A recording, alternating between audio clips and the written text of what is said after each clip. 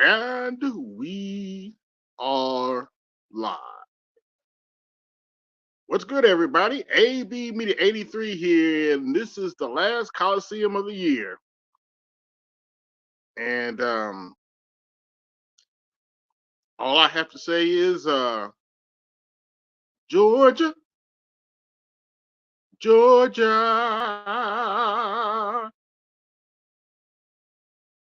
Georgia,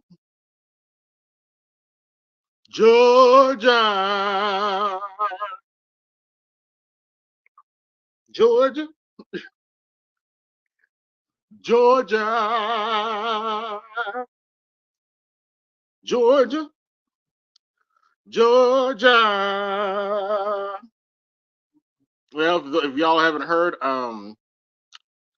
Florida State, the team that was complaining that they deserved to be in the college playoffs, got their behinds handed to them by Georgia, Georgia, Georgia, Georgia. Hey, it is what it is.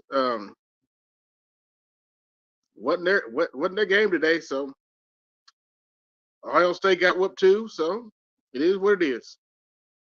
I haven't looked at the other college games, but that's football for you. Links pinned at the top of the chat. If you want to come up, you can do so now. But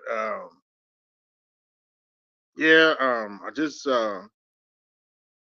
released my petty short on that, and if you don't watch that, we can go over that later. But meanwhile, I'm gonna wait for people to come in. If I'm not mistaken, Maine has now taken Trump's name off the ballot. Only it wasn't by the Supreme Court; it's by the Secretary of State, and that is what it is. Good, Andre, and it is what it is. We'll see how it plays out in the courts. Be sure to like, share, subscribe, and hit the Cash App, support the show. But yeah, Florida State got whooped by Georgia today. Hence the reason I'm saying Georgia, Georgia. But yeah, um, the single miserable heifers are still crying about Simone Biles. While I don't know, they should be happy for the young lady. I am. There's nothing wrong with that young lady. She pursued her man and got her man. I don't honestly see what the big deal is. All the, about even if you watch the interview, she's there supporting him. She's there grinning through the whole interview. So, which makes most of these heifers so-called talking points moot point. But I guess that old saying's true. Misery loves company, and some of these single and married heifers are proving that. Take that however you want to take it. Be sure to like, share, subscribe. Hit the Cash App, support the show. At last check, I am at 929. So I'm a little under 100 to get to 1,000. This will be the last Coliseum of the year. Hope to have a fun next year. But we the next Coliseum, as far as I know, is going to be next year. Next, most likely next Saturday night. But yeah, some of you may have gotten confused. My apologies. I forgot to set the timer to 10.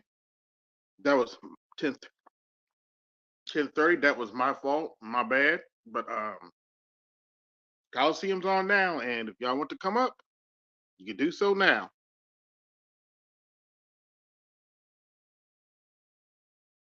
But in other news, Joe Biden's gone on vacation. There are rumors that we might be going to war with Iran, uh, which is a very bad idea. There are also rumors that we're going to take even more money from Russia. Another very bad idea. Much like the Maine decision and the Colorado decision. Bad ideas. But some people want to run around saying, "We trust process, trust the process, pick a side." Yeah, good luck with that.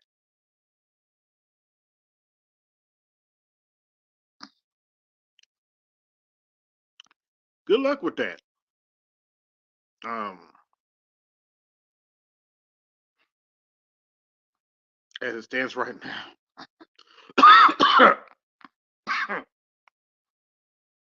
Excuse me. As it stands right now,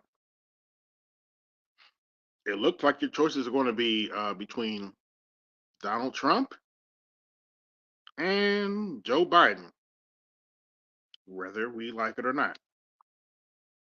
Well, you also have the choice of if they're on the ballot, you also have the choice of RFK, Jill Stein, and or Dr. Cornell West. Mm, the choice is yours. You don't necessarily have to vote for a Democrat or a Republican. You could choose to stay home. It's up to you.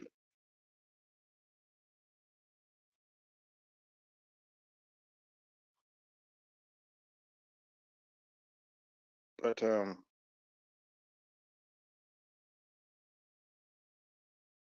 other news, people aren't feeling Bidenomics, despite the so-called good numbers that everybody is trying to tout. And it doesn't matter how many good numbers you tout. If people aren't feeling it, your so-called good numbers don't really matter.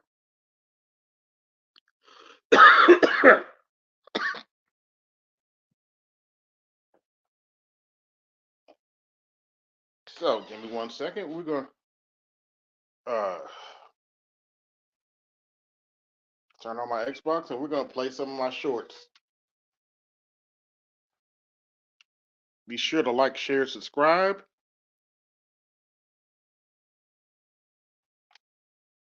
and support the channel.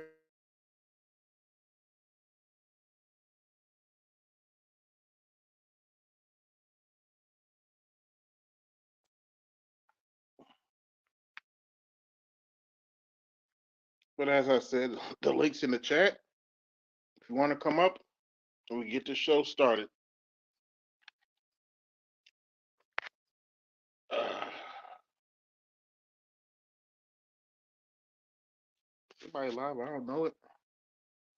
Let's see here.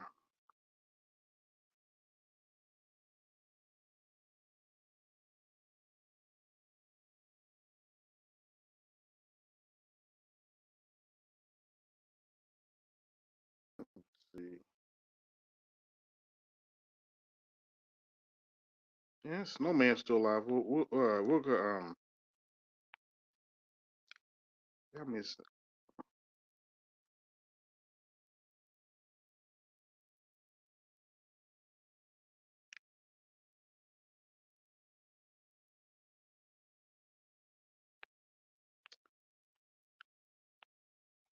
All right. Go back to my stream. Hope everybody's having a good New Year season. I know I am. And let's see. Go to search.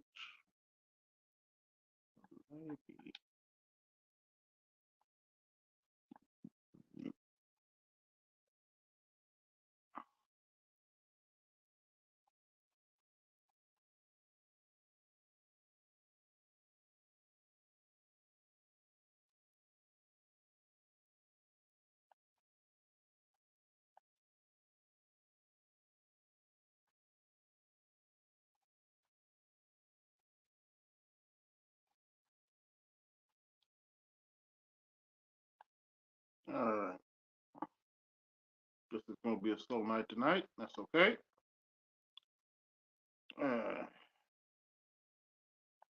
Oh, that might be a problem. Let's try this again.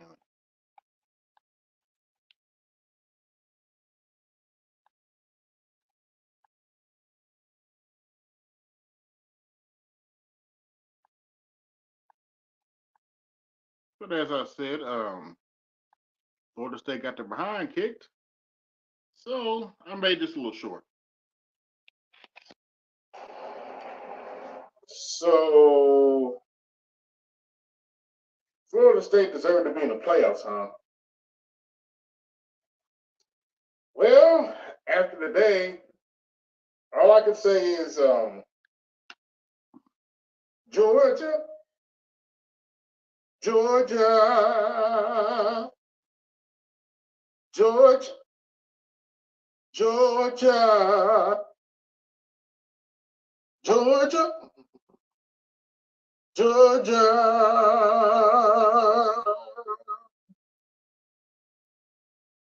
Georgia, Georgia, Georgia. Like Simone Biles may have married a legacy of low achievement. So you was, again, why do you care? I thought you were single and happy. That's another short, y'all. Let's try to play it again.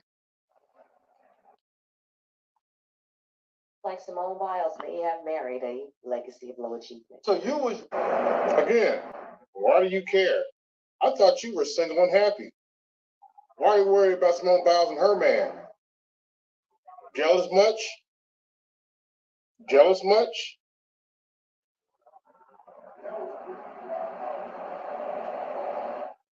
You single, miserable heifers are amazing.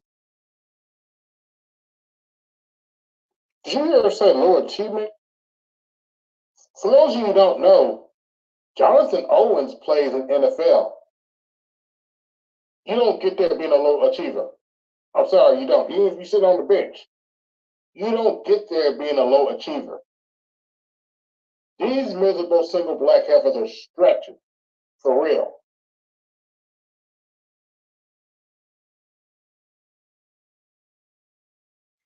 Yeah, pretty much they're stretching. They can't unfortunately it's showing the cracks in our society. They can't handle the fact that Simone Biles got her man and she's happy. Which is kind of sad, really. They want her to be single and miserable like they are. Yeah, here's another fun one that I've went through put on throughout the week.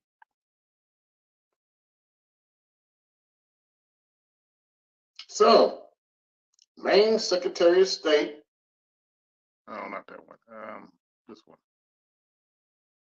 People regularly assume that I am 5 to 6 years younger than I am. So whenever a man 35 or older approaches me, I always ask them, how old did you think I was? And they usually say something under the age of 25, and I'm immediately done. Because why was your grown 35, 36, 50-year-old self trying to talk to a 24-year-old girl? It doesn't matter what my actual age is. At the end of the day, you thought you were talking to someone whose brain hasn't even fully developed. I already know what type of time you're on, and you're not going to do nothing but waste mine.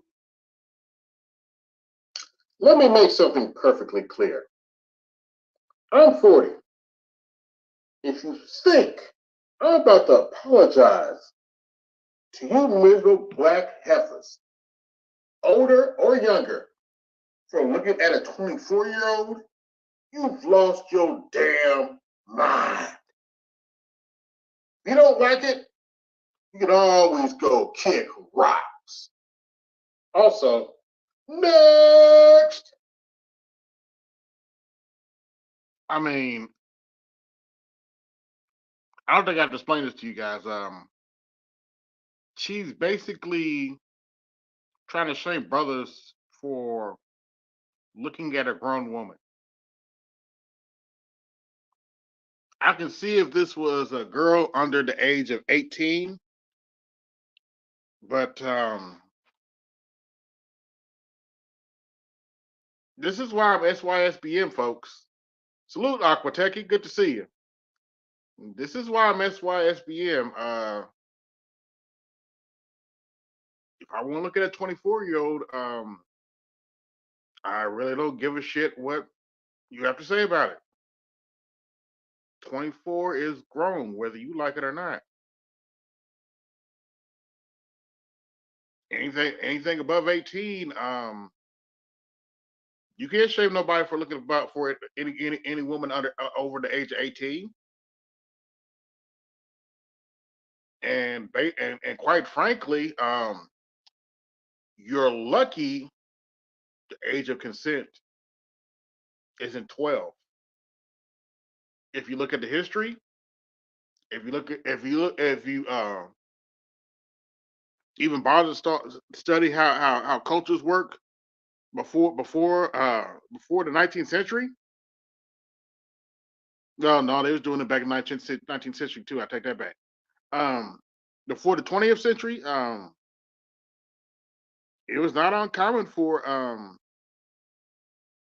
girls between the ages of 12 and 16 to get pregnant. But you want to go around shaming dudes for looking at a 24-year-old? Oh boy. Um, Maybe some of y'all have hope in the black community. I do not, because that was a black heifer talking about you're a creep for looking at a 24-year-old. My ass cheeks. Maybe some of y'all have hope in the black community. My thing is, find whoever makes you happy, whether that's a black woman or not. I really don't care. Get your passports, go overseas, find yourself a wife. Because this gynocracy bullshit is not going to hold up.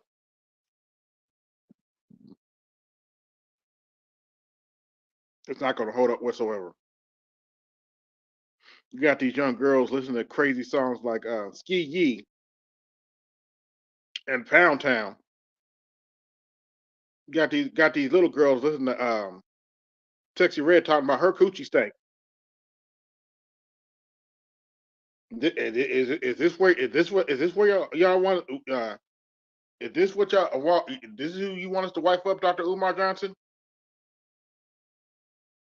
Oh wait, don't answer that because you still think Silky Holland a beautiful black queen. Mm. But this is who y'all. This is who you complain about. Then you have the nerve to get mad when brothers. You have the nerve to get mad when brothers don't want to go date a snow buddy.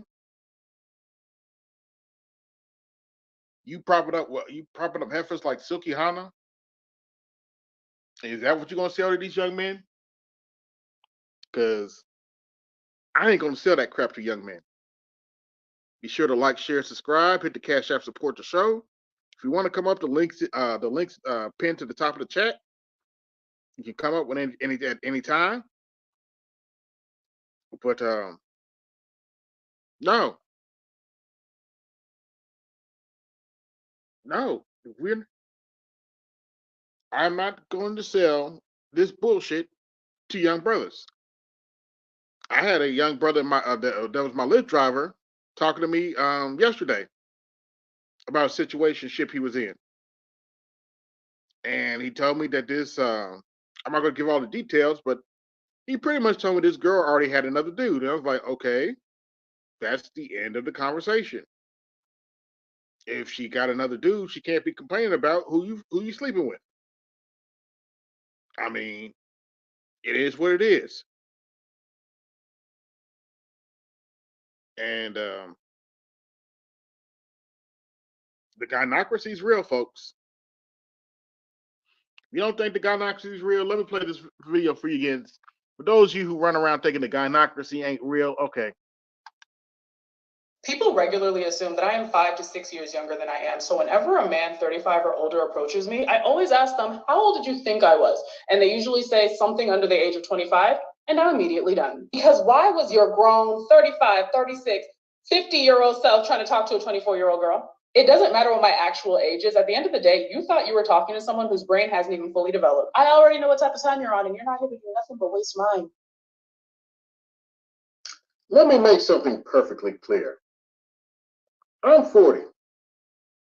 If you think I'm about to apologize to you miserable black heifers, older or younger, for looking at a 24-year-old, you've lost your damn mind.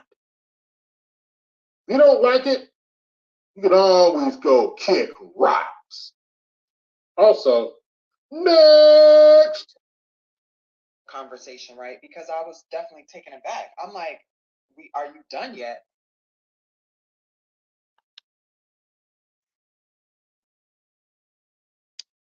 Yeah. But that's the gynocracy for you folks. On top of the fact they don't like you anyway. Most of them want a white man. They just don't want to admit it.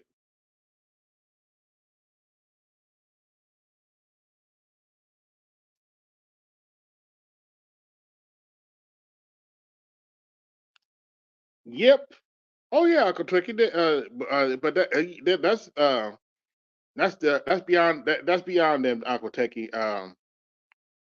This heifer look like she may be in her late 30s, maybe early 40s, and might I say it's a rough late 30s, early 40s because quite frankly, I know 50-year-olds still look better than her.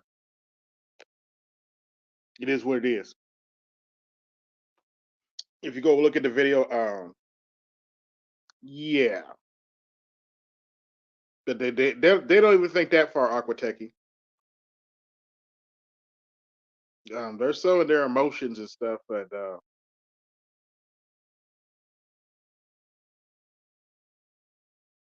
you know, like, share, subscribe, and hit the Cash App and support the show. They're so in their emotions, they can't see straight. That's why that's why them complaining about Simone Biles doesn't make any sense to anybody.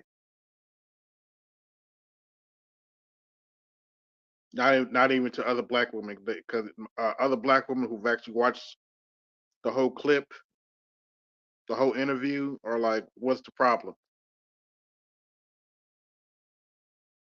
Y'all need to mind your own business. Y'all need to get some business." And as I told BGS, they're also doing this because they're jealous of Simone. They think that that should be their man, or in some of their cases, their concuserve, and they're jealous of Simone. In fact, I told BGS, BGS said some of them are waiting for her to divorce her man so they can get in his DM. I was like, BGS, they're already in his DMs.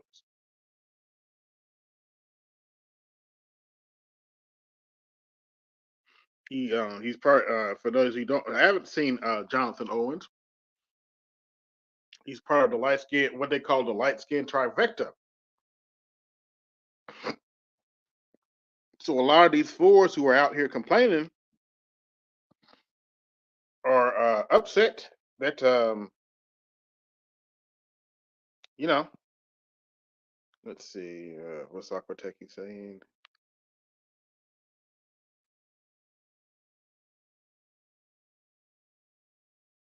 For argument's sake, I assume that that the woman's 35. There they forgot that the father post uh, uh, post 35. They go to hire Yep.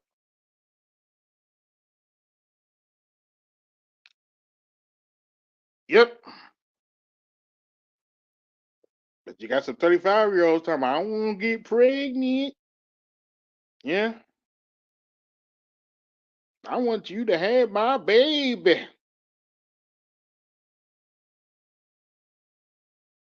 And for the record, my mother had me at 34, but she had been married to my father for a while, so that doesn't really matter. So take that however you want to take it. But my mother had me at 34. Oh, one more thing. My father had 17 years on my mother. She was 26 when they started dating. So hear this crap about talking about 24. You're evil for dating a 24-year-old. Okay, keep telling that lie. Tell a lie to somebody else. I don't care. I believe that was. Thank you, Jules, for the cash app.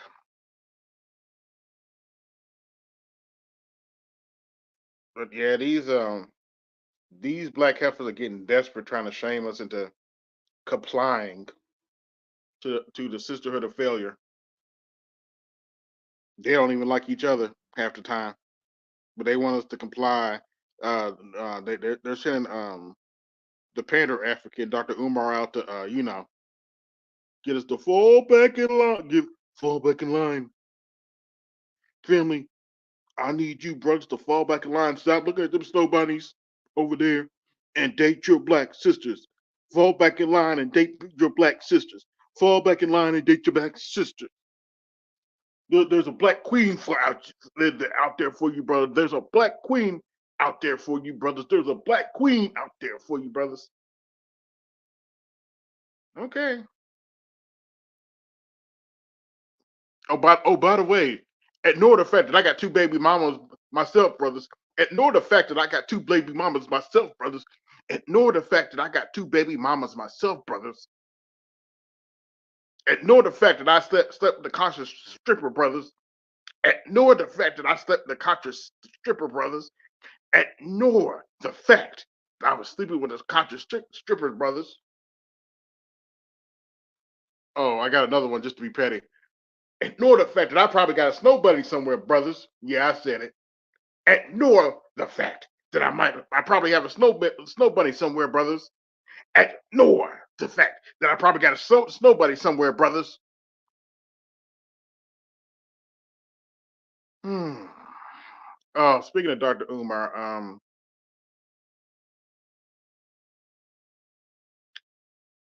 leave Vanessa Bryant alone, bro.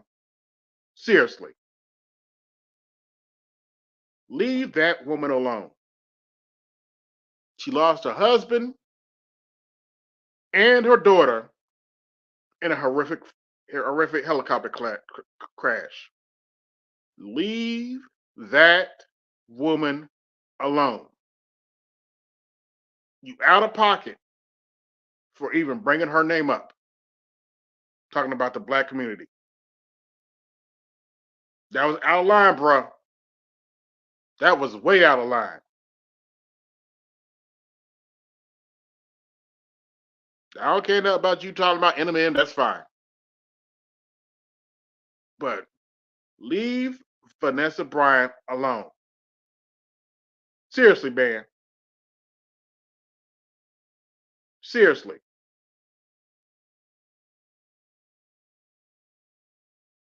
What's good for those of you just coming in? Like, share, subscribe. If you're so inclined, hit the Cash App, support the show. But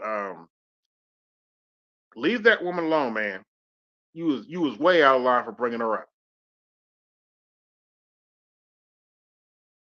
Let that woman live in peace. She don't owe the black community nothing.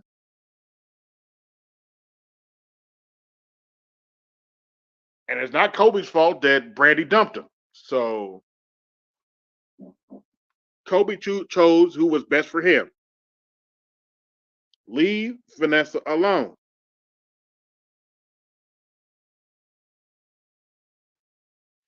But yeah, apparently Dr. Pander African had a interview with Joe Button. I really don't care. In more political news, Nikki Haley stuck her foot in her mouth. Someone asked her about the cause of the Civil War, and to make a long story short, she gave the wrong answer.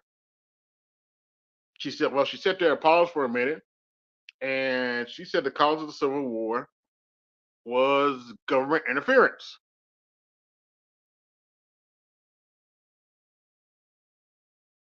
And of course, everybody is up in arms about that because Civil War was fought over slavery,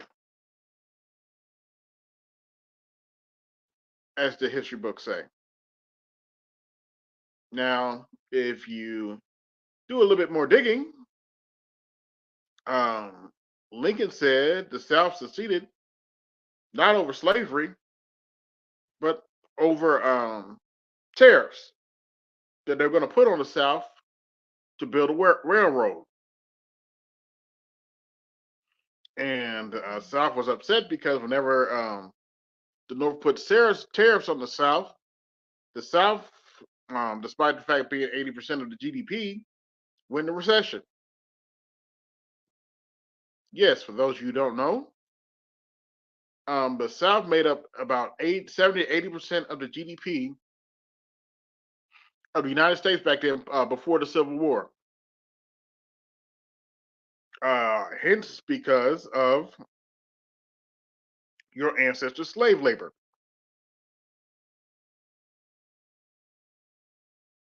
Take that however you want to take it. But it is true that Lincoln himself said if he could free the slaves, if he could save the union without freeing the slaves, he would have done that. So, but everybody's bashing Nikki Haley, and rightfully so, because she was still wrong because she's like, what does slavery have to do with it? I'm like, yeah, slavery had something to do with it. That's without question. Slavery had something to do with that. You cannot dispute that slavery didn't have anything to do with it. It's called the Emancipation Proclamation. You cannot deny slavery was part of the conflict with the Civil War.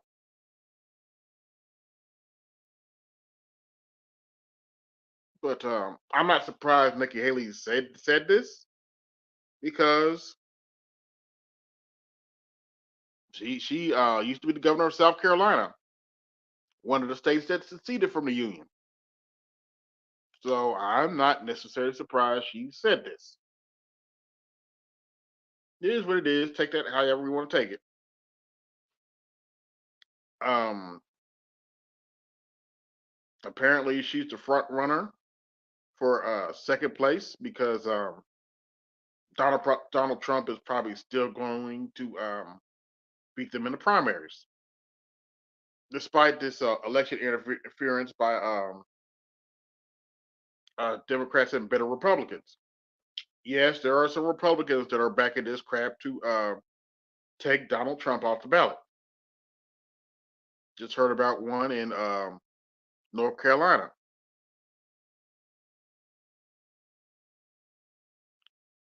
'23 watching, like, share, subscribe, hit the Cash App, and support the show.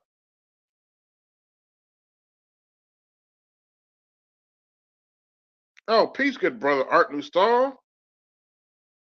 Priest, Snowman. The link should be pinned to the top of the chat. Let me make sure that link is still pinned to the top of the chat, just to make sure.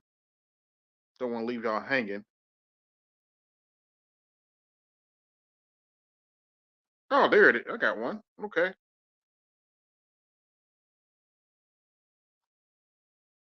This is just a slow night. All right. Let's see who we got coming to the stage. We have the Snowman. Hey. Hey man, I'm sorry. I had to be a little petty today. I usually don't talk about. I usually don't talk about sports, but I had to make an exception. I had to make an exception for today. All right. Let's have it. Florida State deserved to be in the playoffs, huh? Well, after the day, hold on, wait a minute. All I can say is Georgia, Georgia, Georgia. You ain't got a lick of sense, and I love it. Georgia. Florida State ain't had no. Listen, Florida State had no business being in the playoff in the first place because they did. Georgia.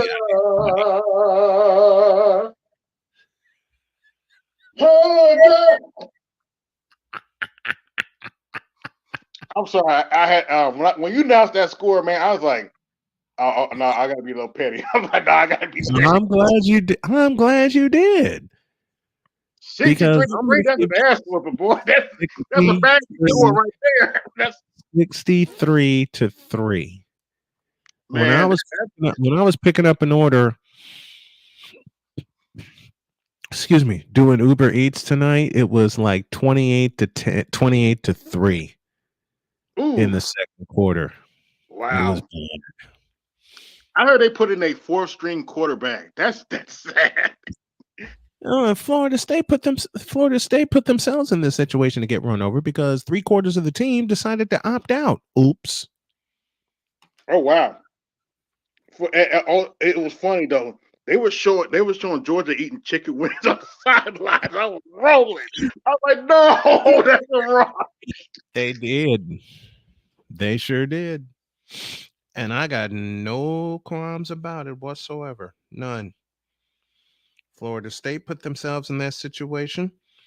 Everybody that's a fan of Florida State didn't think critically, thank you, Victor,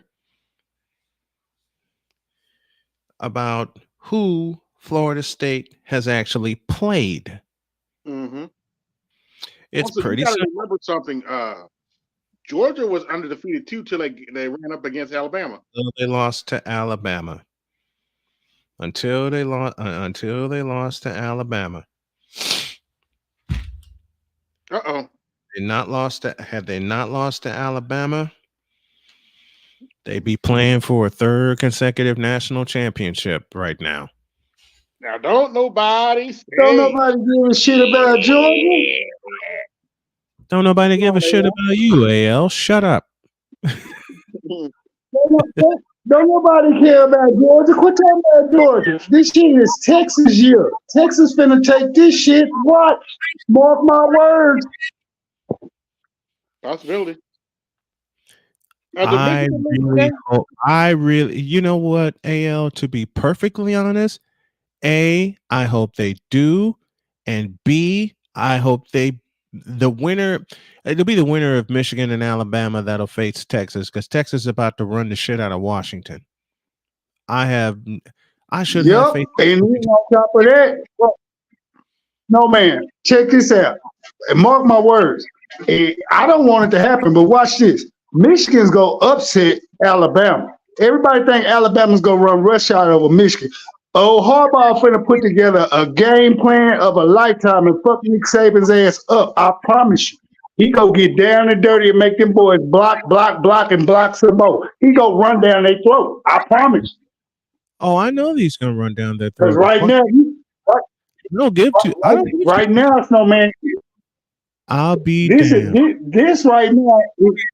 This that you about to see is going to be a battle of Big Ten versus SEC, and the Big Ten is sick and tired of people talking about all we can do is play big boy slow ball, but they're gonna have to play big boy slow ball to beat them. If they try to speed it up, they're shot. They just need to matriculate down the field, as Hank Stram would say, and play good, solid defense for 4 quarters and play the turnover game, and they'll be all right. But if he tries to come with all these gadget plays and trick and be finesse, they're going to get fucked. He better come hard nosed for 4 quarters. He better have them boys ready. And if he sticks to that game plan, it'll be a close one. It's going to be 24-17. See, now you've done my heart good by mentioning the late great Hank Stram, who was not only a hell of a coach, but he was also a hell of a broadcaster because he and Jack Buck did Monday Night Football for years. Mm-hmm. So you did my heart I some didn't too good. much care for him. Say He again? was a little too vanilla. I said I didn't care for him that much as a commentator. He was just a little too vanilla for me. Uh, On the list? he comes in a strong third place. Nobody's gonna beat that tandem. Pat Summerall and John Madden. That was the best that ever was. Period. Second Point blank. place, the second place tandem for me is Dick Enberg and Merlin Olsen. Mm-hmm. Yeah, or you could have with Dick and Bob when they had their little run. They was a nice little combination. But yeah, Merlin. Yeah, I remember them days with Merlin. Merlin was nice, man. He was nice. Dick A lot of Enberg, people didn't give him the credit he deserved. they didn't give that tandem the credit they deserved. Dick Enberg and Merlin Olsen were a hell of a tandem. They were a hell of a tandem. Yeah, and they cut Merlin short too quick for Bob, and uh, I didn't mind Bob, but he was too opinionated for me. Then he had a touch of conceitedness and arrogance to him the way he did his reporting. He rubbed me the wrong way a lot of times. Who you talking about, Bob Trumpy? Oh, Bob Costas. Remember, you know Bob Costas. Yeah, I know Costas. I didn't after he left NFL on NBC. I didn't too much care for him, honestly. It's not like I got another fun one for you. Huh? I got another fun one for you. People regularly assume that I am 5 to 6 years younger than I am. So whenever a man 35 or older approaches me, I always ask them, how old did you think I was? And they usually say something under the age of 25, and I'm immediately done. Because why was your grown 35, 36, 50-year-old self trying to talk to a 24-year-old girl? It doesn't matter what my actual age is. At the end of the day, you thought you were talking to someone whose brain hasn't even fully developed. I already know what type of time you're on, and you're not going to do nothing but waste mine. AB, is that upper lip talking? Is that upper lip bad upper lip? If you think I'm about to apologize to you miserable black heifers. Hey, that sounds like that big old fat bad upper lip. You lost your damn mind. You don't like it? You can always go kick rocks. Also, next. Mm-hmm. Conversation. I'd be daggone. I haven't ever talked to me about dating a 24-year-old. I'm like, who the fuck you talking to? That's a grown woman. Been a grown woman for a few years. You ain't talking to me. I shouldn't be surprised that she thinks that way because all she's trying to do is cause a riot, and it ain't working. Yeah, no, she's a 4. If you look at the video, she's a 4. Let me look. It's what did I put it under? This is why y'all single. Next. Don't get blinded. I didn't Yeah, want to fair that warning. makes me afraid.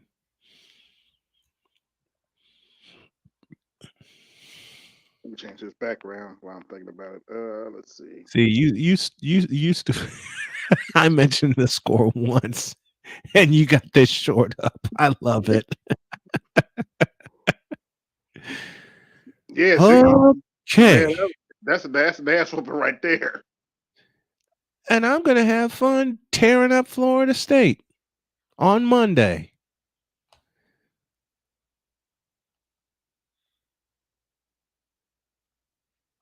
What the hell did I just see? Yep. Yep, that's what the ugly duckling said. You heard her. That's what the ugly duckling said. What the hell did I just see? You can't make this stuff up. You know what? I wasn't ready. I'm sorry.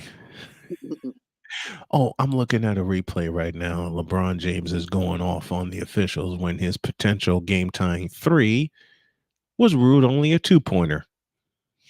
Was he on the line? His foot was definitely on the line. Okay. So what's the big deal? I don't know. God damn it! You can't make this shit up. His right foot was touching the line.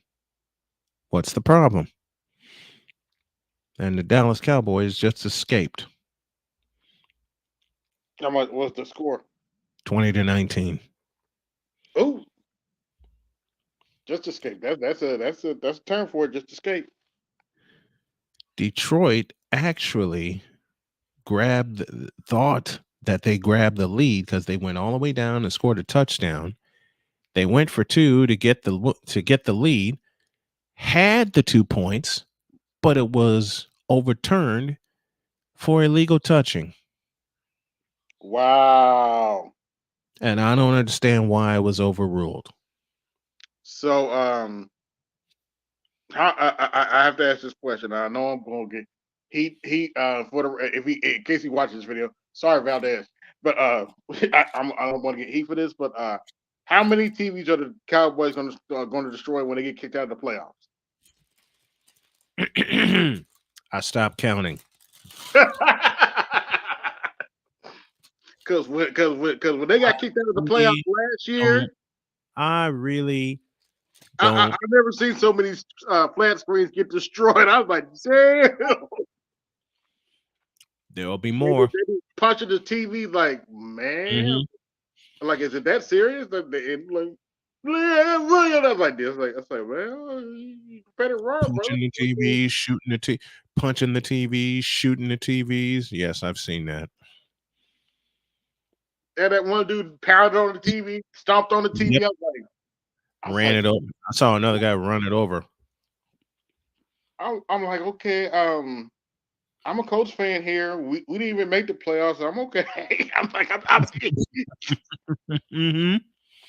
we really sucked last year. I mean, y'all be all right. At least y'all made the playoffs. I mean, playoffs. Playoffs? Wait a minute. I think I have that. Hold on. Where is it? No, not that one. Playoffs? I know I got it. Playoffs? Playoffs? The great Jim Mora. Mm-hmm. He stopped coaching after that, didn't he? Yes.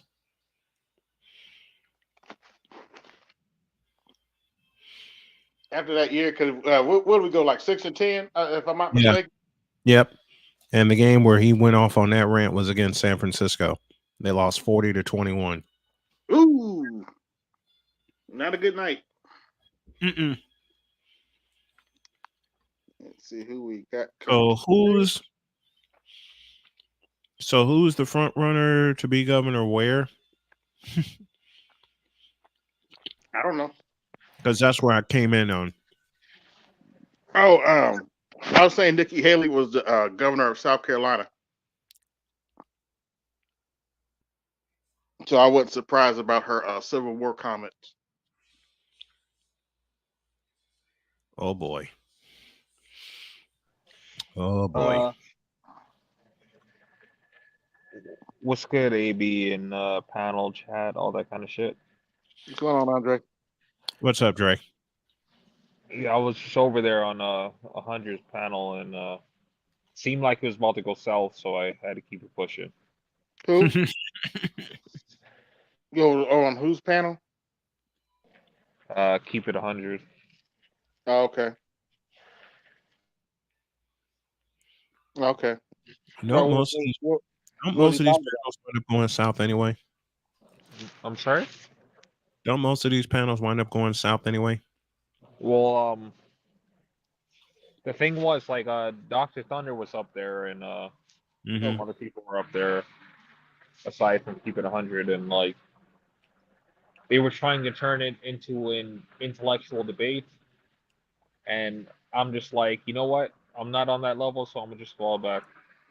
Mm-hmm. Okay. What were they talking about? We're having a conversation about Dr. Umar, then uh, but then maybe I'll say it in the back chat, but some people started talking about like the degrees that they have, and like my response was just like, it doesn't matter the degree or PhD that you have, because I'm like, Dr. Thunder is up here right now, and he has a PhD in music, Mm-hmm. and I'm like, Mhm. Dr. T has a PhD in like Black American Studies. Dr. Umar has a PhD in what? And like in the comments, like there were so many different fields that he apparently had a PhD in, and nobody could see. I didn't see. Basically, I didn't see more than one person actually confirm the actual field that he had a PhD in. But the Because you one that can't. we stuck with, the one that we stuck with was it was like osteo something. Osteopathic medicine is the one that like was the most trusted out of all of them.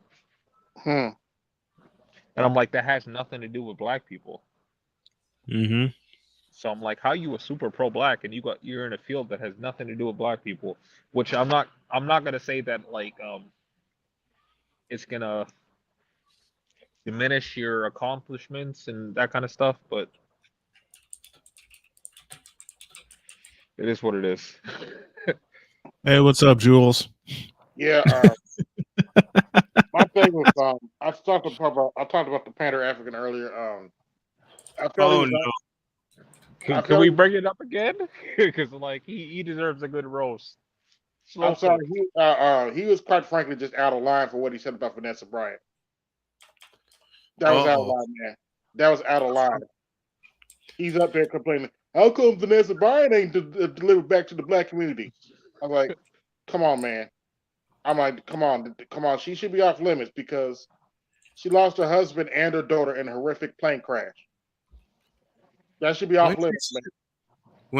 when did he I missed that. I totally missed that. He apparently said it on Joe Budden's interview with him. Who the hell's Wait, Joe hold Budden? up. Joel said that he has a PC. He has a doctorate in school counseling from PCOM. I don't know where that is, but Since That's when? the only thing he's actually good at.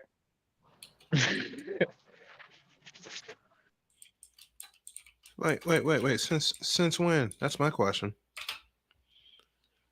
So,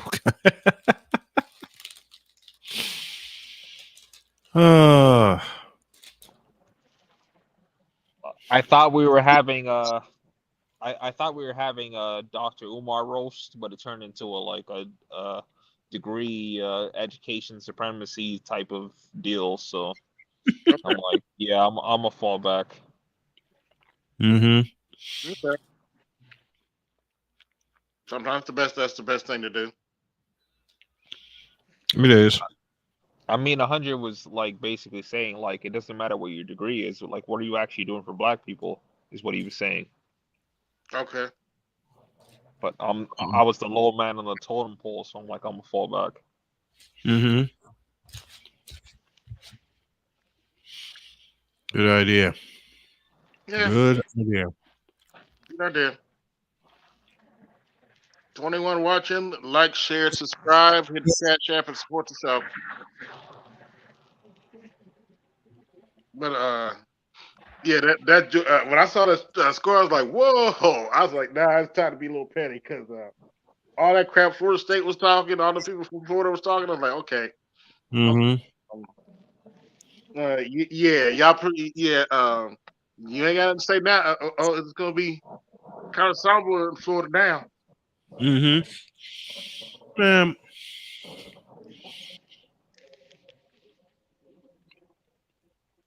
like I said, when I was making the delivery today, Mm-hmm. I saw Georgia was up 28-3, and I knew the game was over. I Yep. knew the game was over. Although there were some Florida State fans trying to chirp with me online. and I wasn't having it. Yeah. But when half of your team decides to opt out of a legacy bowl like the Orange Bowl, you deserve to get run over. And I'm glad Georgia ran up the score on them. Oh, come on. They opt out of the Orange Bowl? That's a halfway decent bowl. Come on, man. It's a New Year's Six. It's a legacy bowl because it's one of the main bowls I watch every year. And the players from Florida State were so mad that they didn't get into the playoff that they opted out. Well, good for them. Maybe it'll teach them a lesson not to skip out on what's a legacy bowl and a chance to play with your teammates, because they got run the blank over. And I hope they continue to get run over, because I'm running their ass over tomorrow. I mean, Monday, rather. You said the Colts play the Raiders tomorrow? 1 o'clock. Yeah, I'll be on the machine.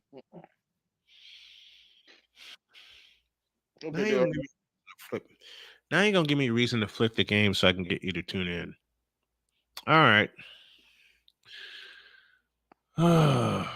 Yeah, I think that's the one I need to do because there's more on the line with that game, especially with the Colts holding on to the number 7 seed and the 49ers about to lock their way into the number 1 seed, because I think the Arizona Cardinals are going to beat the Eagles tomorrow. Okay. That'll be interesting. Your thoughts on the Detroit Pistons? They finally won a game. I would win against us, but okay. Who they won against? They beat Toronto tonight. Okay.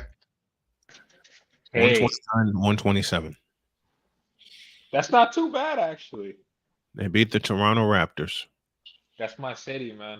That's why I said that's not too bad. They snapped that 27-game losing streak. I tell you that much. Finally, 28. 2 points off. I can't complain about that. AL. It was a 28-game losing streak because they lost to Boston in double overtime in a horrific manner because they were up by 21 on them on Thursday and lost in double overtime. I gotta assume the 28 losing streak was Toronto. Longest in NBA history, yes. Yeah, we be taking L's. The only time we won, I thought about you. Decades past was when we had Kawhi. And like, it is what it is. We'll take that. We'll take that W while we can. Since you're across the border. Since you're across the border in a city I want to visit on my stadium tour, do they really call it Rogers Center and not the Sky Dome? They changed it from the Sky Dome in the last 5 to 10 years because Rogers bought them out. They bought them out because Rogers is a telecommunications company. I still, hey, Snowman, I still call the Pacers home the Conseco Fieldhouse. I don't know what the hell it is now. It's actually Gamebridge Fieldhouse, but I still call it Conseco. There are days I still call it Bankers Life because I did 2 state championships in there. I'm planning to do more. But I still call it Sky Dome up in Toronto. I still do. But I'm a guy that, like, I don't follow sports. I just play soccer, I play football. That's like I don't watch the shit, but I play it. That's like the Dome in the RCA. RCA bought Yeah. it. Yeah, it was the Hoosier Dome. It was the Hoosier Dome. And I am lucky to have been in both places. Both the Hoosier Dome and Lucas Oil Stadium. I had a lot of memories in there.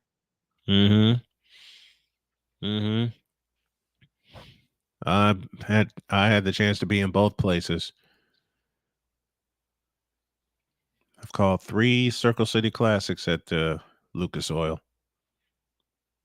Had fun every time I did it. I heard you talking about the sorry folks earlier. I need them to take an L tomorrow. I need them to take an L tomorrow. Jackson here to take an L tomorrow. And I need my goddamn Houston Texans to do what they do. We got my quarterback back. We do that. We took over the division. We got the AFC South, and we'll have a home you ain't winning playoff. you ain't winning the AFC South. So all these CJ things to Stroud. happen tomorrow. Not waiting to the last week of the season. I need to happen. It ain't gonna happen You talking about because What's not gonna happen? The Raiders Jackson- go kick the goddamn Indianapolis ass. Jacksonville is tanking like all get out, and all we got to do is run the table one more time on them Titans, and it's a done deal. then I'm calling for an upset. Yeah, then go ahead and do it then, AL. You think Tennessee's gonna beat us at home, and we got our quarterback back? Y'all lost to the Browns at home, so what of it? I know, and he said if we get our quarterback back. We didn't have our quarterback, and that was a split. We didn't mind taking that one. We was okay because everybody else in our division lost last week. That's why it's a three-way first place tie for first place in the AFC South. You shouldn't have lost to the Browns. Stroud or no Stroud, you shouldn't have lost to the Cleveland Clowns because all you did was give them confidence, and now they have a playoff berth. I'm calling for the upset. I'm gonna be wrong, but I'm gonna call. I know we shouldn't have lost Browns, but that was You're borging out, AL. He's eating some chicken right now, so his connection's not working the best. He's borging out because he talked about Georgia. No, I'm kidding. Oh, he's borging out because he eats some chicken. Oh, he's anti-chicken. You weren't there for that, but he's anti-chicken. So I wasn't there for that one. Y'all ain't got no sense. I love it. no, it was hilarious. We were roasting him for like a good 2 hours. Oh gracious! What's up, Mr. Donnie Mac? Y'all stupid. Y'all roasted him because he's anti-chicken. Yep. Well, he's not anti-chicken. He's like, I'll only eat free-range chicken. But that was after like 2 hours of roasting him. He's like, I'll eat free-range chicken. I'm like, I can rock with that. Yeah. I have no issues with that. Yeah, you should have because said it from the jump instead of letting us roast for like 2 hours. well, we're going to be growing our own food when we get west. Okay. You know? Good to hear. Yeah. Well, vegetables are the easiest to grow. Yes. That's where we're gonna start. Good. Ain't no way Jacksonville's gonna lose to Carolina tomorrow. Ain't no way. Oh, the Panthers, yeah, they suck. Ain't no way. All I want is for the Colts to take care of the Raiders and for Tennessee to beat Houston. Well, if Jacksonville wins, they're the AFC South champs because they beat the Colts twice. Mm-hmm. Oh man, stop talking crazy, Snowman. Stop talking crazy. You talking real crazy. You ain't even in Texas and you talking reckless. Stop it. You ain't heard me talk crazy yet. You ain't heard nothing yet. You on one tonight. You on one tonight thinking my Texans gonna take a L tomorrow. Oh no. They are gonna take them out You tomorrow. better pray Antonio Pierce don't bring the goddamn Hell's Kitchen out on fucking Indianapolis tomorrow, because that's gonna happen. Yeah, speaking of crazy, your thoughts on Durant wanted to get traded? Wait, say it again. Your thoughts on Kevin Durant wanting to be traded from the Phoenix Suns? Let's see. That's his remote. That's what he does, baby. He gets somewhere, he don't like it, and moves around. Okay. No, my thoughts on Kevin Durant wanting to be traded out of Phoenix. What is that? Mm-hmm. What the fuck is that? That's one. What in the all types of blue hell? That's two. with Kevin Durant screaming, Get me out of here! and to finish it up, God damn it! You can't make this shit up.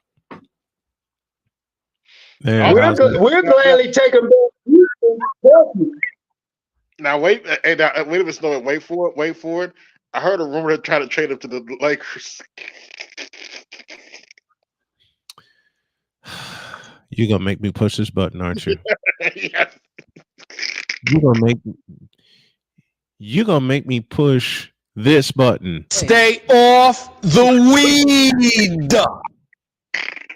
And this button. I can't make And this this one. God damn it! You can't make this shit up. And this one. You fool! Say that one again. You fool! No, I need to hear that one more time. You fool! Lord, I could have sang that. You fool! Yeah. You fool!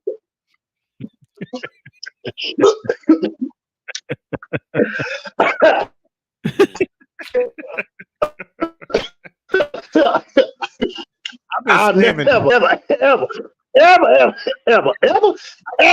stay off the weed. And speaking of weed, say, AB, I know you got that goddamn email I sent earlier this week to you, Charles, Admiral Smoke, BGS on the lineage of ain't shit family. I know you got it. Surprise, motherfucker. AB, What was it again? What? You AB, ain't right. I definitely need you to go and find it so you can play it. It's the anatomical lineage of the ain't shit family, and how the prodigal son bullshit is the leader of the clan. Stay I off sent that. weed. I sent you that email, man. I know you got it. Pull it up. Pull it up. You can't? Man, you don't make me go dig through my archives just to send that goddamn thing back to you. I'm telling you, if you hear it, I'm telling you, y'all gonna be just dying. I'm talking about dying in laughter. Y'all gonna be like, what the fuck? I'm saying that now, and I haven't even seen it yet. Mm-hmm. Man, the lineage of the ain't shit family goes so deep. It'll think you after you listen to it, you'll swear you was listening to the testimonial of how Jesus was born. Oh boy.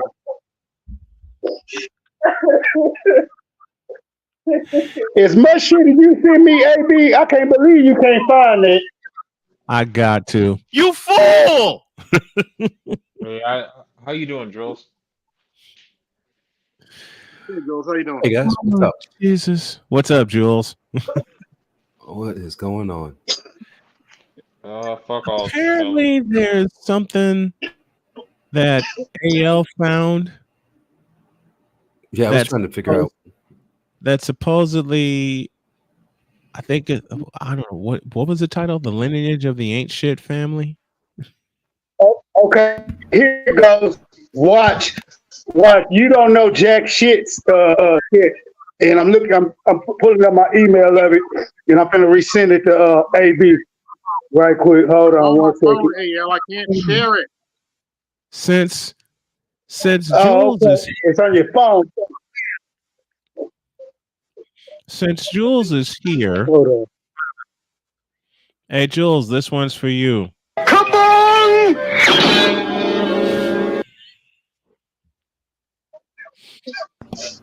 Sounds good to me. I think I found AB's favorite new sound now. You fool! Yep. And you know when AB, you know when that one happened? When I said you fool? Mm-hmm. During a bronze sexual confession. Oh boy, these are the stories. Yeah. So basically, the conversation that I was having with like 100 and the other dots of thunder and like the other people that were there on the panel was just Yeah.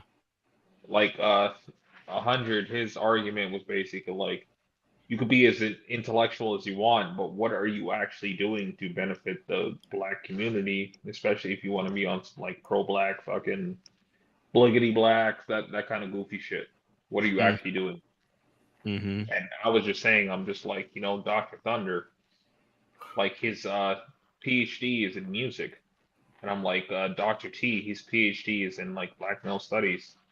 But Dr. Umar, his PhD, it seems to be in medicine. Well, No, it's he's a school counselor. So like he was Yeah. he would have been on the path to be like a school principal or something like that. But I think he upset somebody in the apple cart by being pro-black in that setting. Like you have to remember, a lot of people do not want to see black people, especially black boys, do well in academia because if you Unfortunately, do yes. well, you have a path to go very high. And if we have a competitive nation, capitalism is very competitive. You want to knock out the competition. So 70 years ago, you do that by literally castrating the boys or deleting them, right? Nowadays, you just set them up by not giving them the proper resources in schools. So you set them behind, and then they can never catch up. It's been effective to a degree, but a lot of boys do squeak through. Yeah. So if he would have True. stuck there, he would have had an immediate impact in his school and maybe in his city. But Mm-hmm. his goal of doing his own school, because he's taken so long, he's lost a lot of time in that investment, and so it's been less effective. And so he has to keep up the kind of the grift to get the money to get the school up. Problem is the way he's doing it. I mean, like if he wants to build a school to have, let's say, at least 200 boys a year going in and Yeah. out, he has to have huge donations coming in, Mm-hmm. Mm-hmm. and he just doesn't have that. He has little pieces of it, but he pisses off too many people to do that, and especially pisses off the men who have significant amounts of money, and he Yeah. panders to the women who give him those little donations. So he sacrifices those big donations for the little ones. I mean, look, he could do it in a way where he could have gotten David Stewart, what's his name, Byron Allen, a bunch of black people with money. I mean, Oprah's not going Yeah. to donate. I mean, she's already made it clear she doesn't think black people Mm-hmm. deserve shit in this country. She thinks we love Jordans and shit too much. Oh no, she rather donate to a school in South Africa where the girls get abused. Oops, did I say that out loud? Exactly. Yeah. Mhm. You said it aloud and keep saying it aloud. She'd like to donate to schools in Africa where the girls get abused all the time. Oops, did I say that out loud? Uh-huh. And Yeah. there's So I mean, one. like, I don't dislike Umar because I don't know him, but he is Mhm. just not good in this black space outside of like the school stuff. If he Mhm. stuck to that, I'd be 100% behind him. I mean, I donated money to him back in the day, probably 10 years ago, but he keeps Yeah. dipping and diving and dodging and all this other shit, and he upsets too many people to get like a loyal base of people behind him. It's unfortunate. I mean, he means well, but he pisses off too many people. Yeah. Continues to, he, and he continues to he piss does, them off. he does good when he talks about the psychology of black boys, but when he gets past that and starts talking about relationships, Then you take his word with a grain of salt. Yep. yep. Stay in your lane. Stay in your lane. I mean, from the Mhm. outside looking in, I would say that like it's past like he pisses off some people. It's to me, I'm looking at it like a lack of progress. Yeah. You're It here is. promoting a school for black boys, but where's the school? they already don't want to have boys in single sex education, and they Mhm. really don't want to have black boys in single sex education Well, because it's actually, too like, effective. It's way too effective.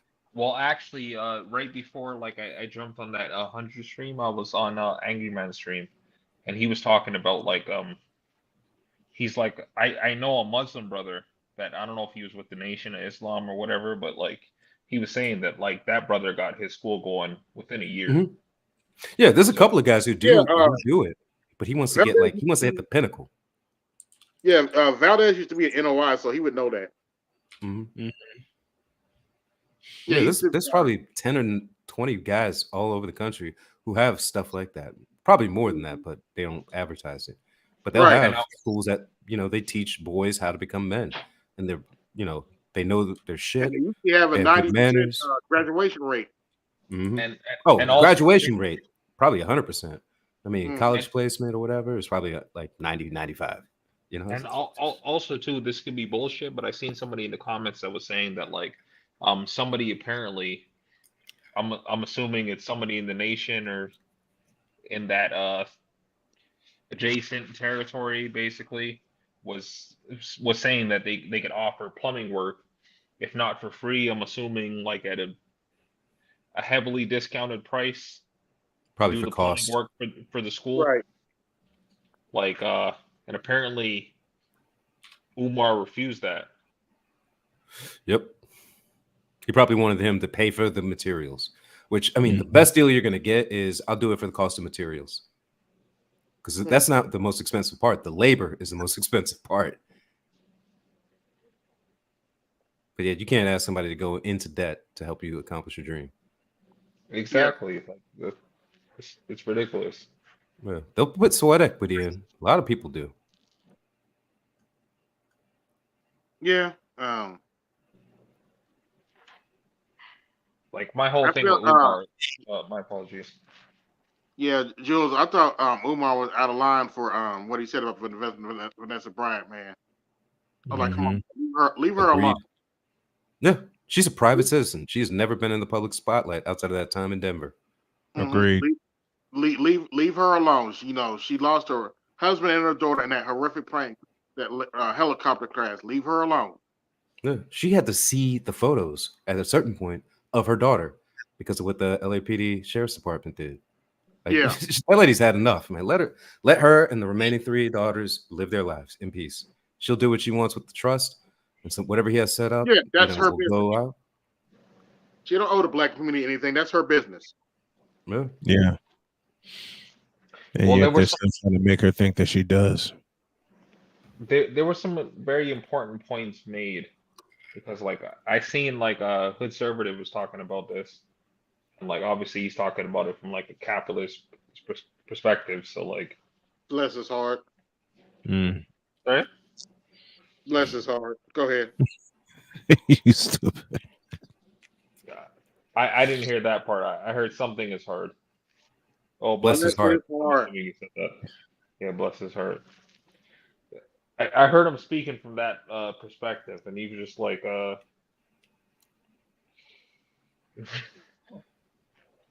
I kind of lost my train of thought just thinking about your response. I mean, Umar is a true communist. I mean, and I don't mean that in like an insulting way, but he does not want to do what it takes to get the capital. He just wants the capital to come to him because he thinks he has the best ideas and the best ways. Except for that hasn't proven true over the past 10 plus years. Well, Mr. Z has been pegged as a conservative. Nah, he's not conservative. Nah. At all. He's not even like a champagne communist, which those are the people that get the most airplay. Those are the people that would be like the FD signifier types who, think communism would bring about a utopia. But I'm like, what are the incentives to get people to work and to produce and to reproduce other people? Like, really? Because communism doesn't really do that. Soviet Union already tried that, and what happened to that? I mean, no. And I'm not going to say it's like clean because obviously capitalism and communism work in competition with each other. Right. I don't want to misquote. So there's an incentive to make that system fail. Mm-hmm. I'll just say I don't want to misquote Mr. Z. He potentially could have been speaking about FD. My apologies if I got it wrong. Sorry, speaking about FD.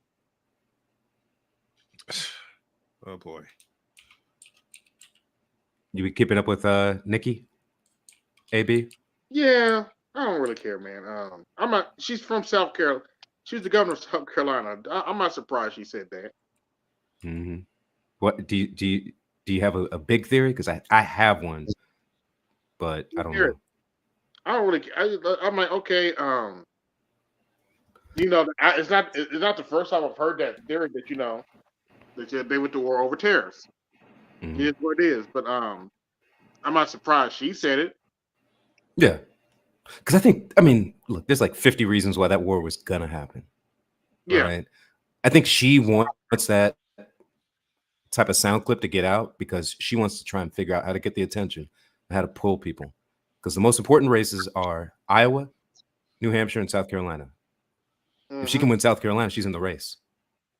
And I think she has to keep that attention somehow. Like, I think it was a good attention bait, rage bait type of thing. Like, when people put up a YouTube video about this wife loses her husband in 5 minutes, that was her attempt to do that. Okay. Hey, good brother. Good to see you. All right, Gustav. What's up, going on, Maestro? you guys? What's going on? How y'all feeling? Doing right. Just chilling. I am beat. You're a beat, huh? Are you guys echoing as you speak? No, I don't know who was echoing. It's not me. Okay, good. So no, I'm talking about me because usually when I come up, I call the echo. Okay. Okay, let me know. Let me know when you hear echo, and then I'll just mute. Yeah, I can hear it. Oh, okay. Same. So I'll mute. Well, I'll point out Ray Alexander spoke to employee-owned co-ops. We actually did used to have those in the South, and a lot of them were like pig farms, like agricultural based. Yeah. Everybody has a hog, and then families get the little sucklings and then raise those, or do that with the pig or the cows and stuff like that. Yeah. A lot of that stuff does prove effective, and it gives you like a good base of materials. Like the Mormons used to do it, the Amish do it, and then you have to figure out how to multiply that out with capitalistic effects. It's how do you get that economy to really jumpstart? Mm-hmm.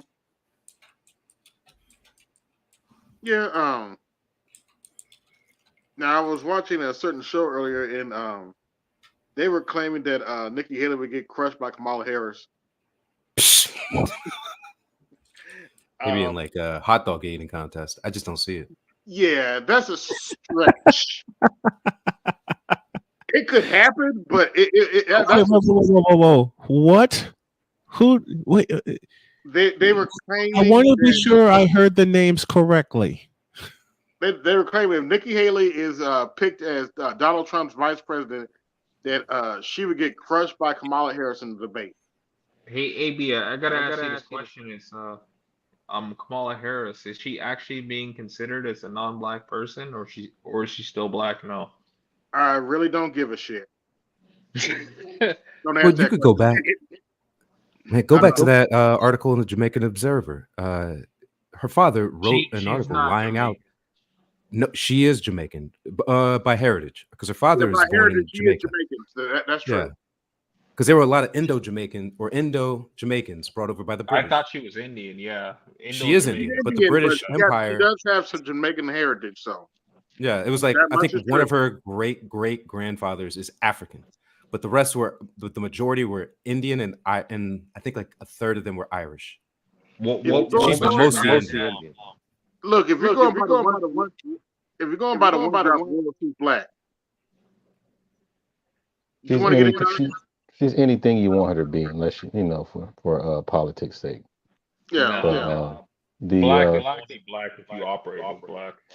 But the thing is, like it'd be fun to entertain that conversation between her and Nikki Haley. Like if they're having a debate, what would they say to each other to make sure that they, one is more valuable than the other? What kind of talking points would they have? It'd be interesting. I'll admit it would be interesting.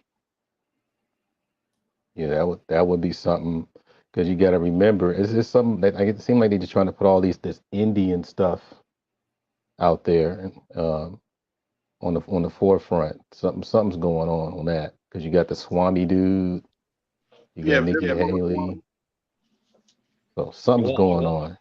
Well, probably go ahead, fam. if she's actually like Caribbean, especially Jamaican, there's a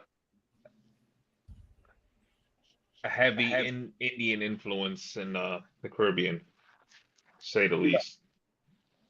Yeah, go to what, Guyana, um, Trinidad, Tobago. There's Yeah, but the thing is, what's the strategy on putting all these Indians out here on the left and the right? Whereas, they're Brahmin. you know, yeah, like, I'm trying to They're upper figure caste. out. They are. Am I delayed? No, I'm delayed. Yeah, the thing that I'm kind of looking at is, um, how does India tie to their, the connection to this country? How does Indians feel? I mean, from what we've been seeing, a lot of Indians have been involved in politics lately. Well, the Indians have like a larger population, so it makes sense that they're everywhere. And then there's a model minority type conversation going on. And they tend to like the ones that are on the forefront, because I know some Indians that's really like not racist per se, but the ones that are on the forefront, they always tend to side with white supremacy, or Art, even. you've Go met ahead, I'm sorry. Indians that aren't racist? Oh yeah, I mean I'm out here in California, dude. So we got That's it. the We got same all question kinds. I asked Jules before when he said that. I'm like, I've never met any that aren't racist before. Yeah, there's like a some lot that of are them not. hyper classes. Yeah, some of them, they hit on brothers and everything. It's a whole different dynamic over here. But if you let the whole what you call it, Nikki Haley and all them speak for them, you would have that impression that they just hate black people. There's a large percentage of, well, yeah, a large percentage of them that have some issues against black people. But I'm just trying to see how they're working with this in the political arena, because there is some kind of gain that they're getting from it. I remember there was this Indian girl I knew who she hated that her building, it was like a doorman building. She hated that it had affordable housing and that there was a poor door. She just didn't want those people anywhere near her. So I know that there's hyper classism in that community. Like that the ones most of the people see on the TV or who own the hotels or who are in tech or hospitals are usually Brahmin or priest class. Like they're the upper two castes. And most people don't ever meet like the Dalits or the bottom two class. I mean, those people are over here, but you just don't see them. And so the white power structure really likes having those people over here because they understand that they have like an ally system. But it's usually the women though. Like usually, and it's probably like almost every nationality, you always get better. You get more things from the women when it comes to getting things across or having some kind of leverage. Yeah, the women shape the ideas, and the men enforce them. The dudes be on some I hate nigga stuff type, for the most part. Yeah. Especially if the chicks be like checking for you.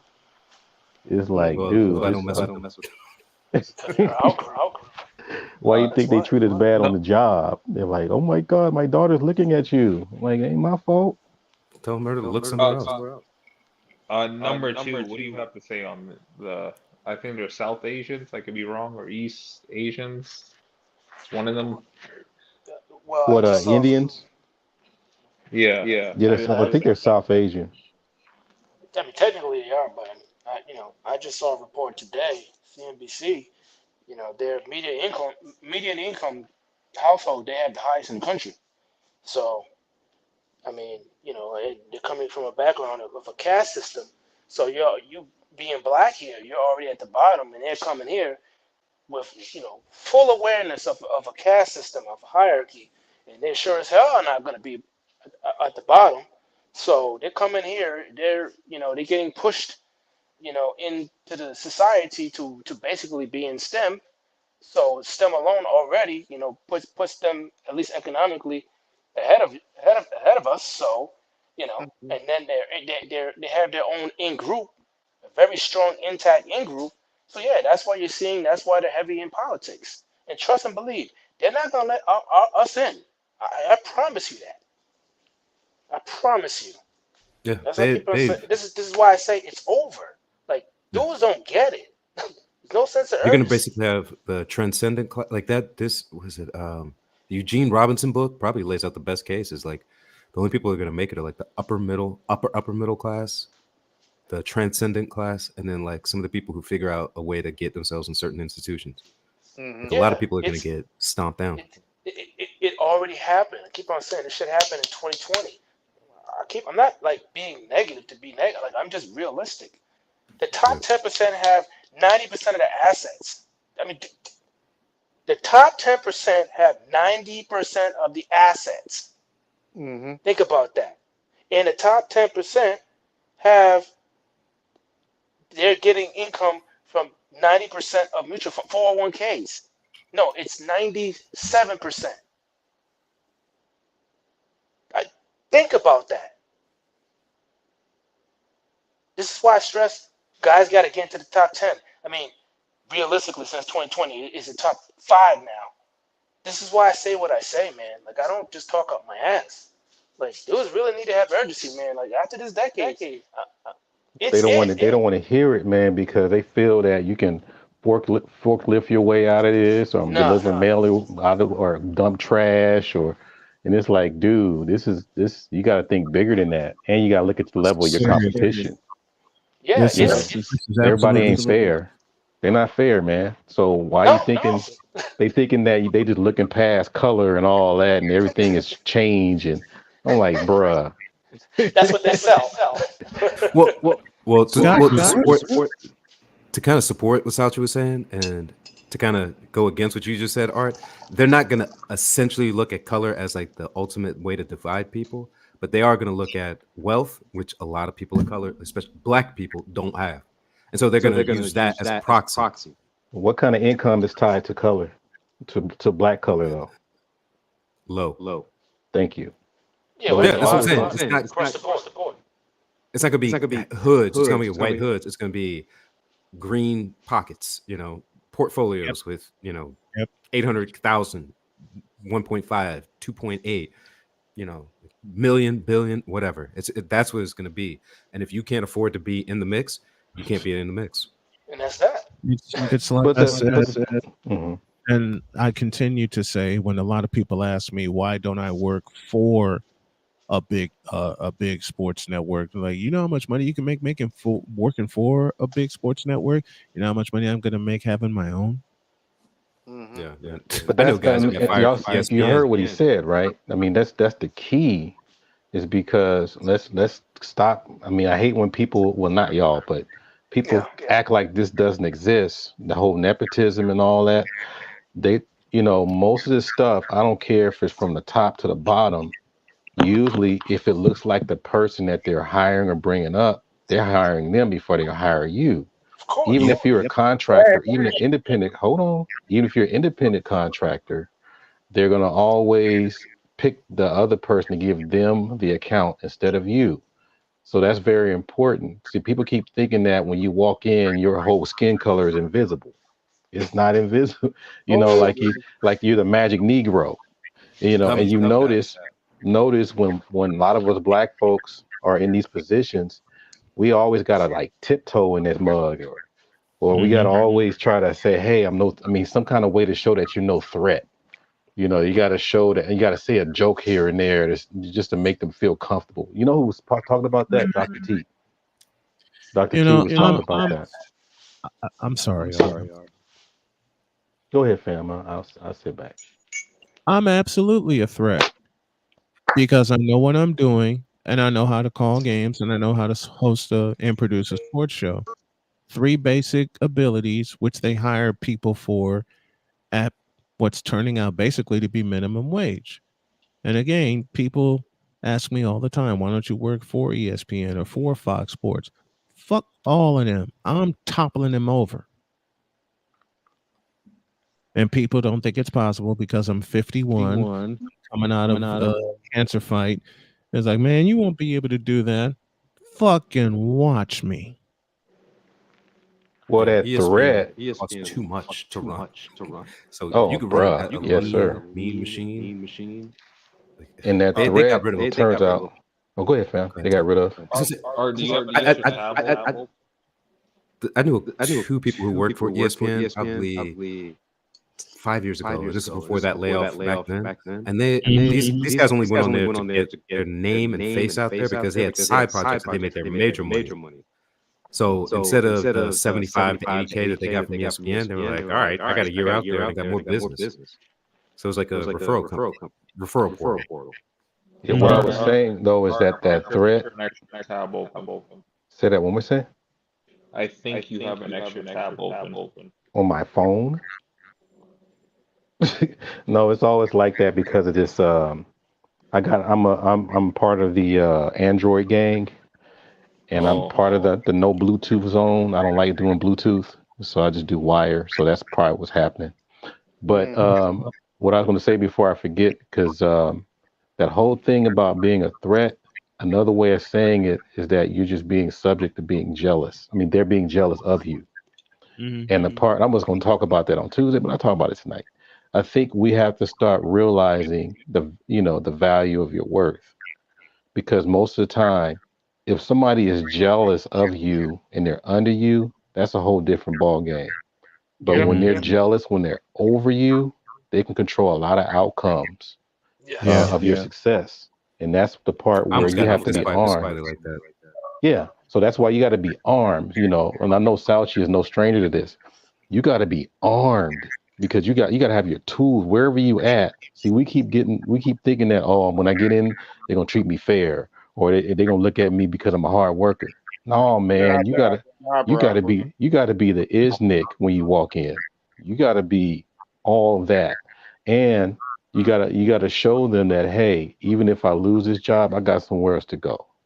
I'll leave y'all with this. I'm gonna head on off tonight.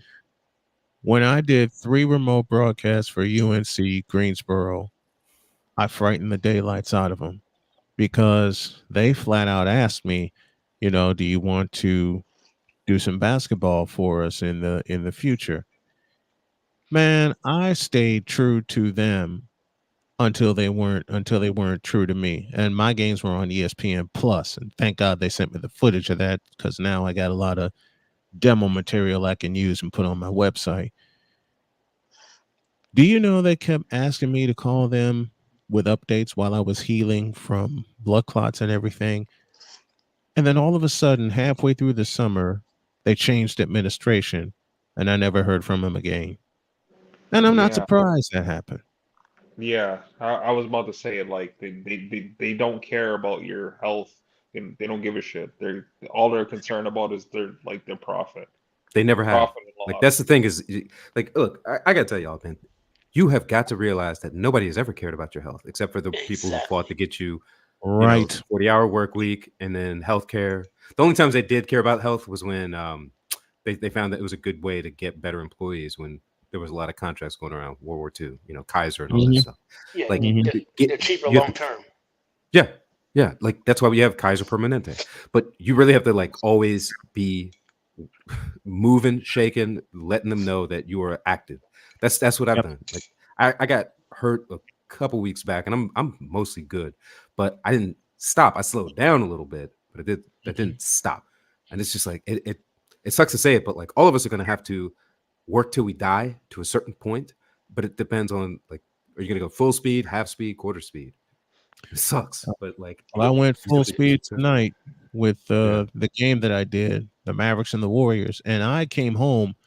I was running way late from doing Uber Eats tonight because of the distance I had to drive.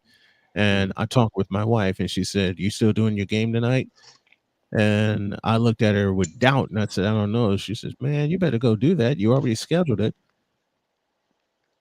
So I got through the game tonight, and now that Monster's back.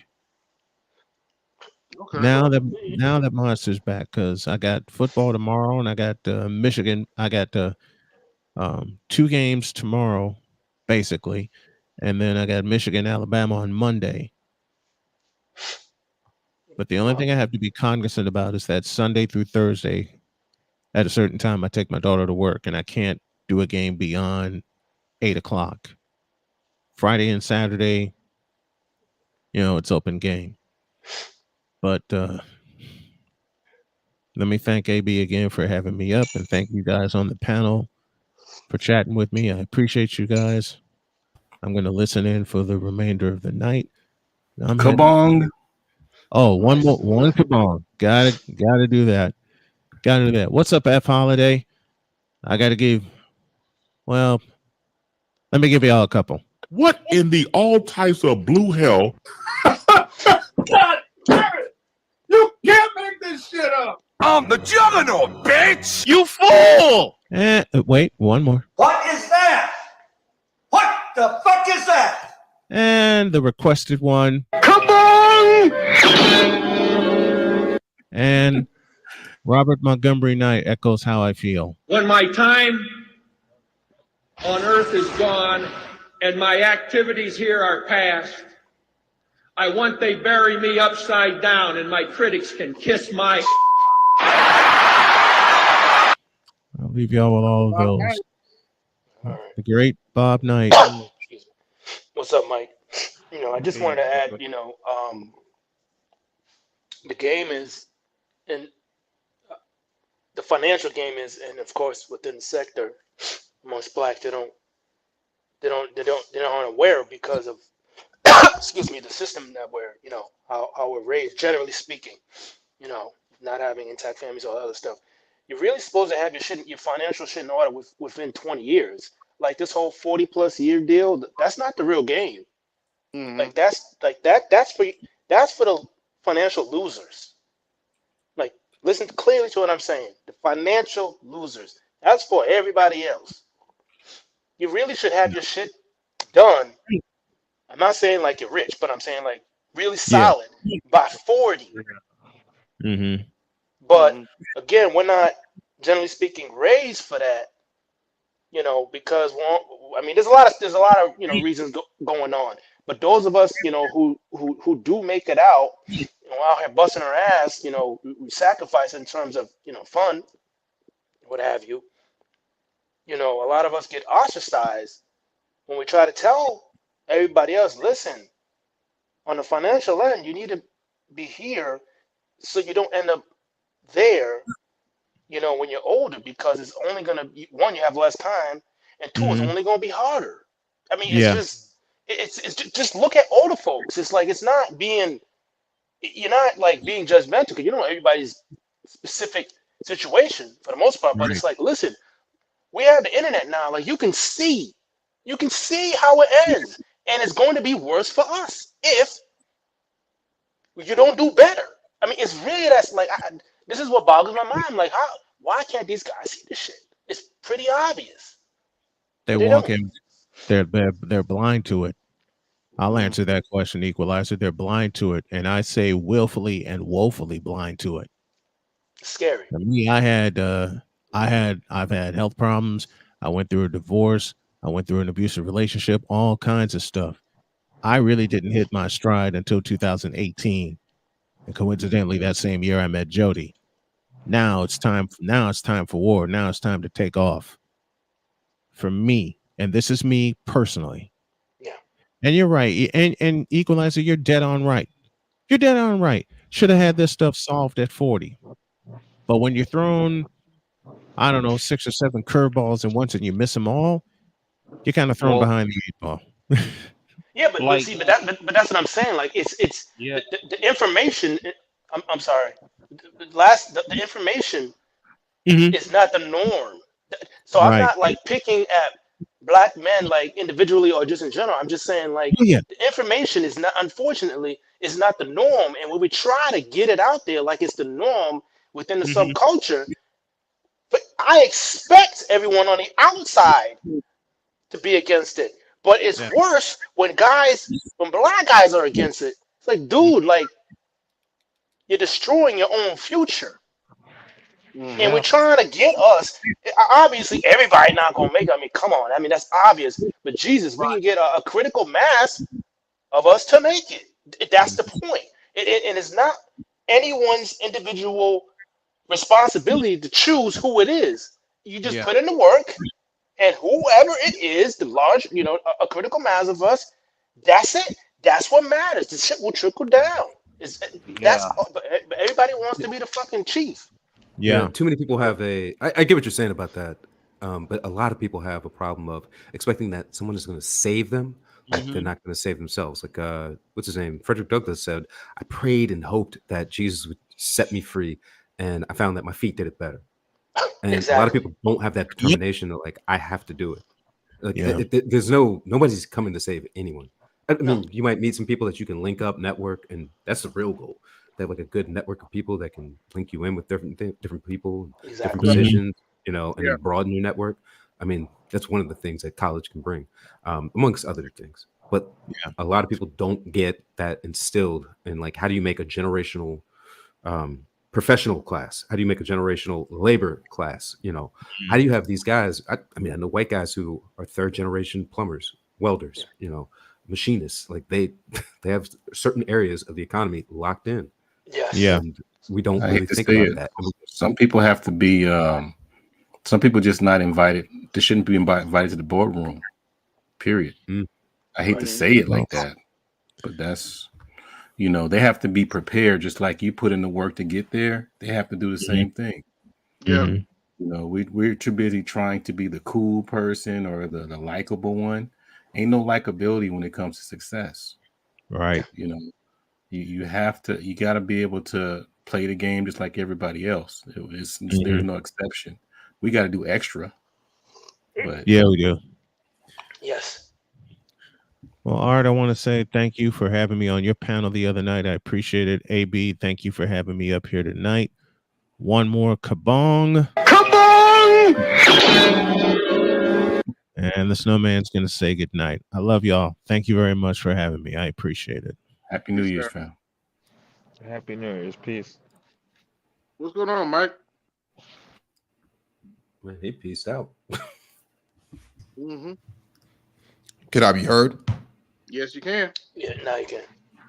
Speak. Yeah, man. Yeah. Just wanted to actually clear up something that was said earlier about my take on Kamala Harris versus Nikki Haley. So Okay. for context sake, you have to understand that if they're in a debate, they're gonna compare their track records to each other.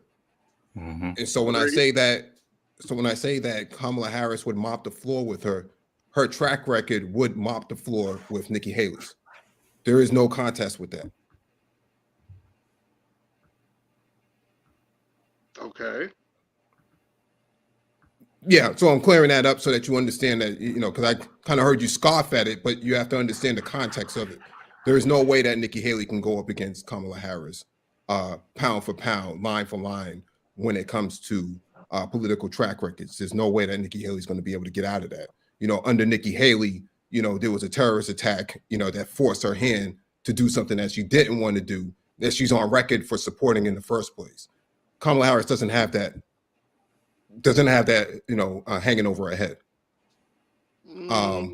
Okay. She doesn't.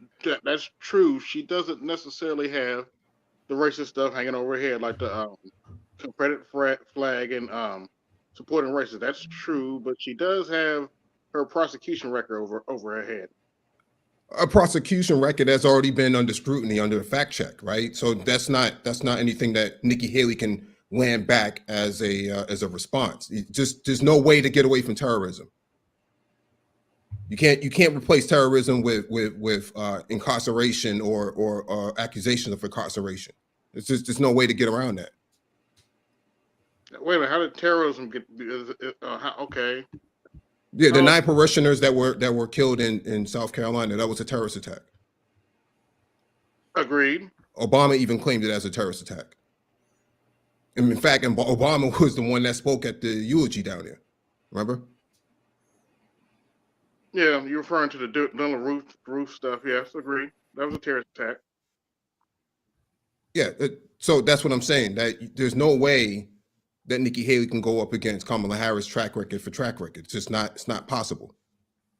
There's nothing that Nikki Haley can hang on her hat that would make anything justifiable for her position as VP. No, that's if Trump even picks her. No, that's what we're looking at, right? We're going by the data. The data says that if all things are equal, she would be his VP. It's not about whether or not Trump picks her. It's just about the data. And we were kind of clear about that on the panel. Now, whether you like Kamala or not, she is in the seat. So she has to be utilized as that person that's going to be going up against her. And what it looks like, it doesn't look very well for Nikki, and it doesn't look very well for the Republicans. So that's the point that I'm making. So you're having a political argument. Yeah, it's a political conversation. Yeah. Oh, okay. Yeah, it's not about personalities. we'll It's see. more about political. We'll see. I'm not necessarily saying that Kamala is going to lose automatically. It's very possible she could win that debate. I'm not saying that. Oh no, it's a guarantee that she would win that debate. That's a guarantee. That's pretty much a guarantee. She's not going to be able to. Nikki Haley has no way of even responding to any of the the history that she has for supporting Confederacy or her response to Civil War history. It's just she's just on record for all of this at this point. And so if you weren't able to present any of these facts at the table, then that would be one thing. But if you can go back to 2010 and have her on record of meeting with two Confederate historic leaders on supporting the Confederacy, that doesn't bode very well for the country. It's not something that people are going to support. And then you had Confederate flags flying around the Capitol after during January 6th. That those sort of things hurt Nikki Haley's credibility. It's just not something that is viable. Can I ask you a question? Yes, sir.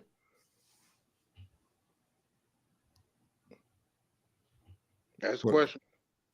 You said if you can go back to 2010, do you have a time machine? Well, or some sort of technology to take you back to 2010? Well, I don't understand the point of your question. I'm just responding to what you said. You said let me repeat what I said. Let me repeat what I said because I don't think you're paying attention. If you can go back to 2010 and remove those facts, then that might help her. Yeah, that's why. But you can't remove those facts because they're on the record. So there's no way for her to get away from that. So the idea of whether or not she would lose in the debate, she automatically loses just based on her track record. So I would have to ask, what is the point of your statement then? The point of the statement is not debatable on whether or not she's a viable contender. Is this making sense to you? Not really. It sounds like you're just talking to talk.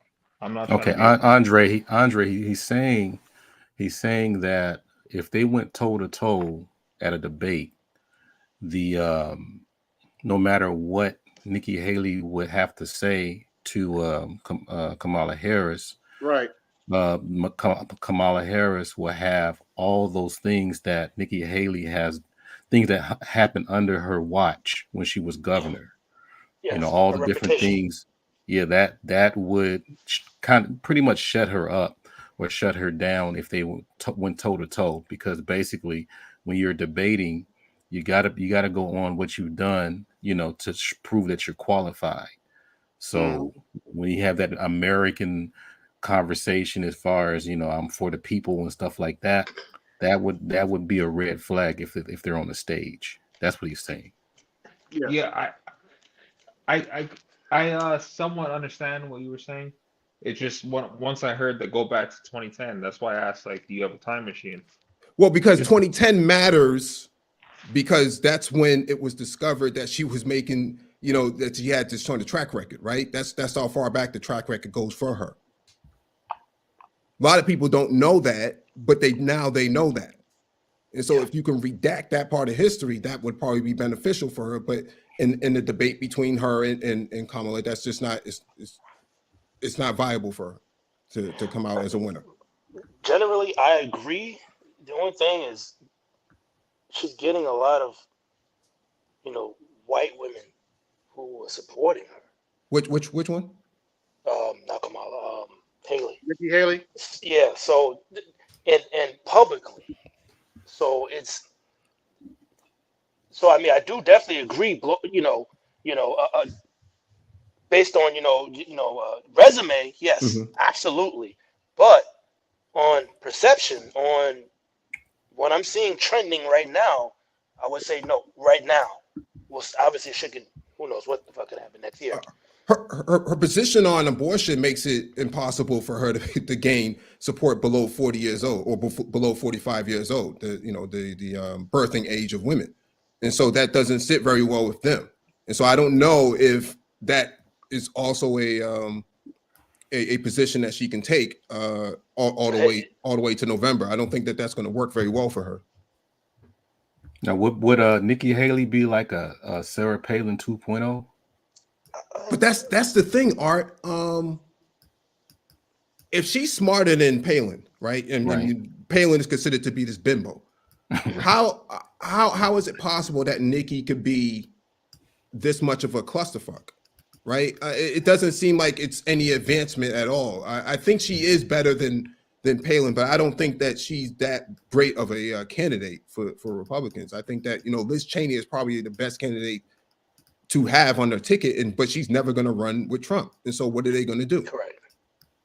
Yeah, because what I was saying, I think I said it on your in your chat that it seems like she would be the only one that Trump could choose because he needs somebody to contrast who he is, who he represents, because you can't have two hounds going on the same ticket. Remember how you had what's that dude's name? The Ken doll. Pence, there you go. He had to be like this mild-mannered evangelical dude. Trump is an over-the-top guy. Pence, yeah. So, I'm just trying to figure out, I'm not his head or anything, but it's like, okay, if you're like over-the-top type of presidential candidate, who would you put aside with you to be somewhat of the good cop, bad cop person? So they're so extreme at this point, though, Art, that I don't know if a good cop, bad cop even works. I think that they would need. I mean, Trump has been alluding, or at least they've alluded that Trump would pick a Carrie Lake, but I don't. She's pretty out there. I mean, they got some pretty out there people in their party, but she's pretty out there. Marjorie Taylor Greene is pretty out there. Lauren Boebert is pretty out there, but she's pretty out there. So I don't know if you can play the good cop, bad cop anymore. I think that at this point it's both bad cops. If not bad cops, it's the mod squad. At this point.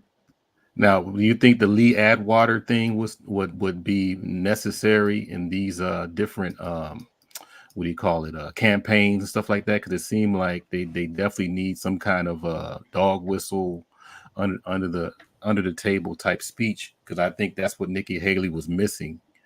She didn't know how to use that terminology, states' rights and all that kind of stuff. Because she's pandering to the base because she knows that the base is inherently racist, right? And so the idea here for her should have been easy to answer that the Republican Party was the party that freed the slaves, so therefore, end the discussion. She should have ended it right there. And that would have been the soundbite that have taken her to the top. But instead, whoever her coaching staff is, didn't do a very good job at reminding her that up north, we don't really play like that. In New Hampshire, New Hampshire's an inherently racist state, primarily because of a lot of the boomers and silent generation that live up there. But below 45, that Gen X and millennial generation, they don't really side with folks on that level. And so if you look at the audience, you can see what kind of demographics, the age demographics in there. And so I think that poor coaching or the lack of coaching was default here for her. And so she does need a Lee Atwater that could actually guide her through. But I don't think you're going to have any more of those type of guys around anymore. I think that Roger Ailes is gone, and I think those people are kind of out of there now. So do you think there's anyone that we see right now on the other side that is even credible to lead Lead the party to lead to even be president, vice president, in the Republican Party. either. That's what I'm saying.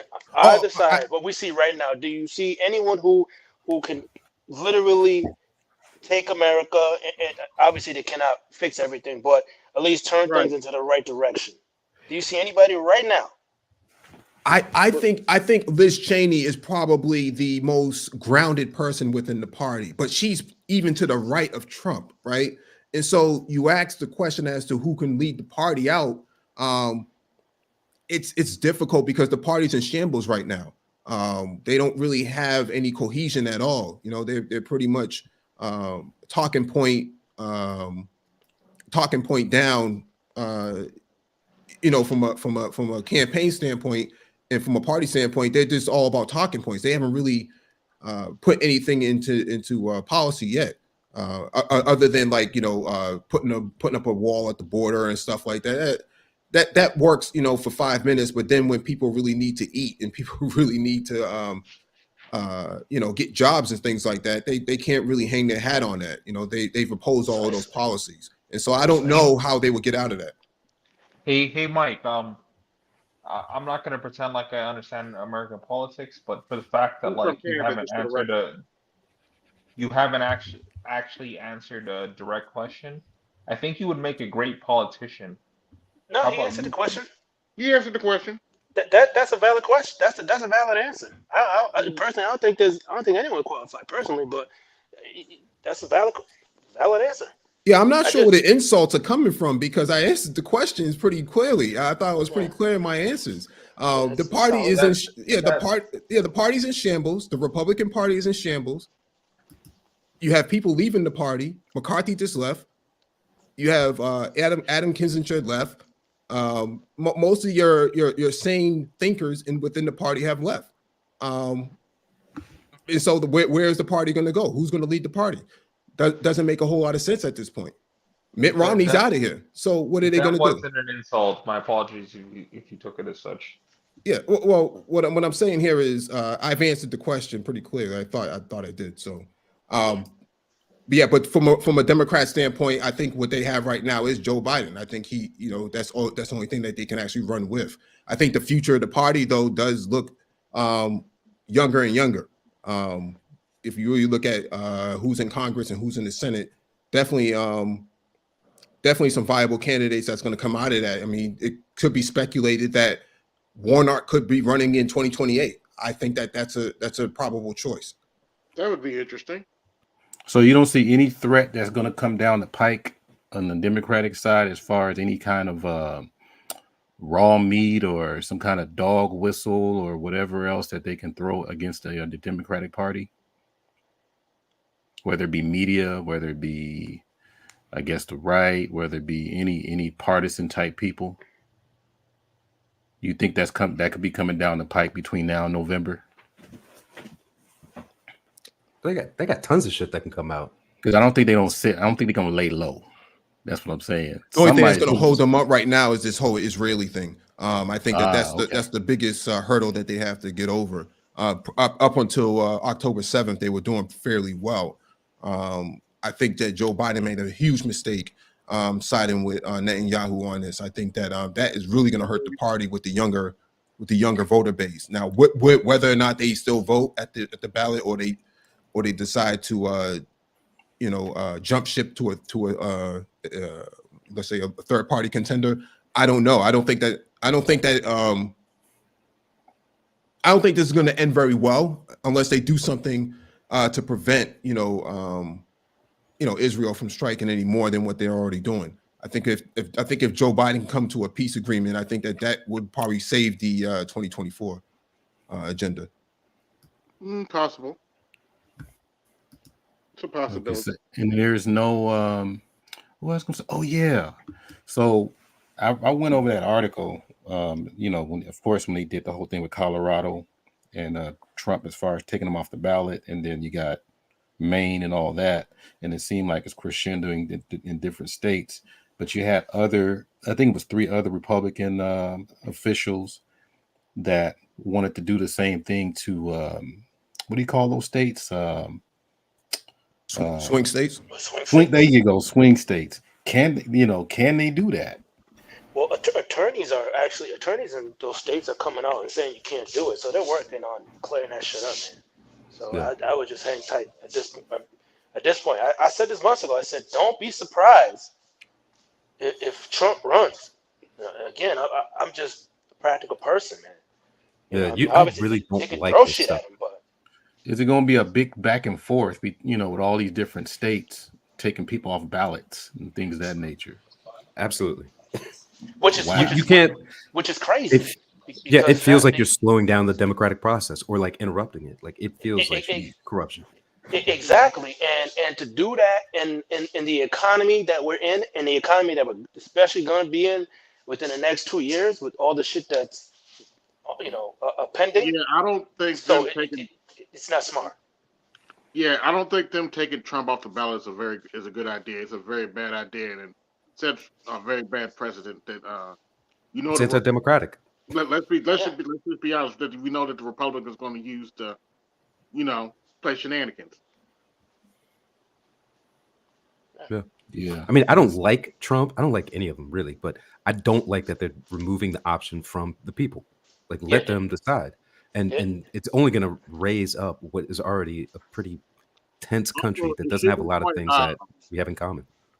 Also, it should be pointed out, like for example, Colorado. Trump lost Colorado both times, and I question the Supreme Court decision. Like, why would you risk Trump possibly winning Colorado by doing what you're doing with your voters?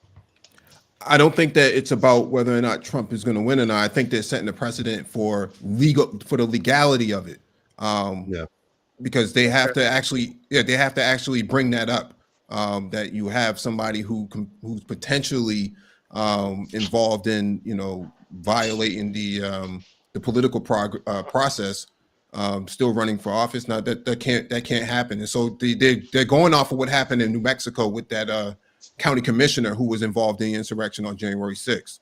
And so that's kind of the precedent that they're using. He was removed as well. All right. Yeah, it's gonna be uphill battle, but okay. Yeah, it's. I mean, like I said, man, I said it on BGS. I think the Democrats need to play very careful with this one, because if they can do this to Trump, don't be surprised if you have a few rogue states who are going to be like, well, we don't like Joe Biden's policy because he's not securing the border. Let's remove him from the ballot. So I think That's what they're saying in the article. I think the Democrats really need to be careful about. It's not Democrats doing anything, though. It's not Democrats doing anything. It's those Republicans. They might as well be Democrats. They're just right. But it has nothing to do with Republicans. Calm down, brother. It's okay to hear a difference of opinion. I think those Republicans who are supporting it, they're only Republicans in name. That's why we call them rhinos. Yeah, but it has nothing to do with Republicans, though. It has nothing to do with Republicans or Democrats. Yeah, I'm just telling you from my perspective what I'm seeing and what I'm hearing. We're talking about facts here. We're talking about the facts. The facts is that the Supreme Court is doing this. Who brought the case to the Supreme Court in Colorado? It was a Republican. It was a goddamn Republican. It's brought the case to the Supreme Court. Yeah, but it's immaterial. It's immaterial. It matters. It matters who brought the case. It's immaterial if the idea is to rule on the Constitution. That's all they're doing. That's all they can do. It matters who brought the case to the Supreme Court of that state. It matters. I mean, for PR reasons, it matters, but like realistically, they're just trying to see that there is constitutional things that he can be removed from the ballot, and a judge has to sign off on it on the state level. And these judges are following through with it. Some of them are getting blocked, some of them are not. But it's causing a problem with like what democracy means. Exactly. Is it the citizens deciding, or is it the judges who decide? And we give judges a huge amount of power. Too much. Problem is they don't have anything to back it up with. But what I'm saying. Go ahead, Mike. Yeah, but what I'm saying here is, Trump had brought cases to the courts too about voter fraud, right? And had ballots counted over and over again. But no one ever said that that was, anti-democratic. And when they did That's count the not ballots, anti-democratic. No, but then when they what I'm Counting the saying is that ballot over. That's not yeah, I don't have a problem with anti-democratic. a ballot recount. I think that's within the realm of no, ballot recounts only in areas where he lost, not areas where he won. Right? True. And so when they did go back and recount and found out that, hey, actually you lost a Biden couple got extra. more, right? And Trump actually, and then it was actually more fraud voting for Trump than it was for Biden. But see, nobody wants to have that conversation because everybody wants to make this a more partisan sort of deal. But in reality, those judges who ruled on that were Trump appointed judges. So that's what I'm saying. It's not about Democrat, Republican. No, it's constitutional. Yes, I understand that. But my biggest point is that you need to have the citizenry decide this. So it has to be overwhelmingly for or against Trump, for or against the Democratic candidate. That's what I'm trying to point to as a bigger picture, not the judges doing it. And I do get your point that the judges did decide that the recounts were not in his favor. So I completely understand that. I'm just thinking from the point of the people who are actually going to be the ones deciding it, it makes more sense to keep it at the ballot level. But it's funny that we're hearing Democrats and Constitution being brought up together in the same sentence. I'm like, that is absolutely crazy. No, Democrat they know and it. the Constitution. No, people know it. I mean, They don't everybody's have no for a loophole regards to for the get their win. Constitution. No, that's actually not fair because there have been Democrat lawyers who have came out against the Colorado decision. That's not fair to say that. No, I mean people You got have their Newsom best too. interests in. I take your point, AB. Yeah. But I mean, like, we have to be realistic here, man. There's a lot of powers at play here, because we're looking at a wartime right now, and all these politicians are getting money from federal defense contractors. We're eager for war, so right now anything is possible. That's all I'm saying. Just keep an eye out. Be open minded. Because this election is already bought and paid for. That's all I'm gonna say with that one. Are all elections bought and paid for? This one is certainly bought and paid for already. But by your reasoning, all elections are bought and paid for then. Of course, Aren't at they? some level, Aren't they, though? they're all Aren't bought they? and paid for. But Hello. this one right here, where we're on the precipice of war. War is big money. Which war? Which war? Hold on. We're on the precipice of facing down a world war. And what I'm saying is this: the money's already exchanged hands, right? Look at Lindsey Graham. He got damn near $80 million in the second quarter from a bunch of federal defense contractors. So don't be surprised when we're hearing about these no bid contracts being talked about and all this thing being leaked out in the media. Just don't be surprised. Okay. Dang, he went Dick Gregory on us. I will say that there was a ship from Maersk that was struck in the Red Sea probably 16 hours ago, and it was accompanied. So there are certain things that are happening right now that could suggest we are heading towards a world war, but it's whether or not that starts to de-escalate or how they de-escalated. And there's a bunch of stuff about how some NATO missiles were used in that era, in the Ukraine. So there's a lot of stuff that's just not cooling off. It's actually heating up faster. Now you can correct me if I'm wrong, but if I'm not mistaken, Biden has given Israel to the end of the year to finish up whatever they're doing.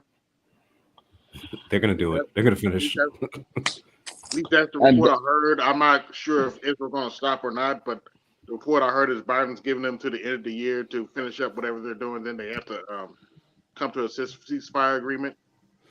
It's all contingent upon what happens within Israel itself. And Yahoo's not having that shit. He's not. The only way forward, we have to go into Israel. Here's how if we're serious about resolving Israel and maintaining peace in the Middle East, here's what we're going to have to do, really and truly. Nobody's saying this, but let me say it out aloud. We're going to have to go into Israel.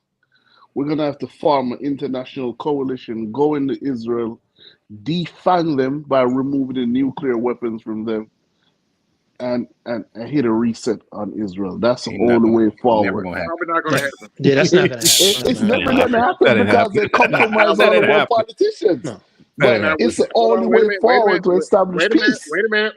Now, with that being said, what we can do is cut off the funding of Israel, and that'll And stop that it should pretty have quick. been done a long time ago. You correct, AB. That should have been done a long time ago.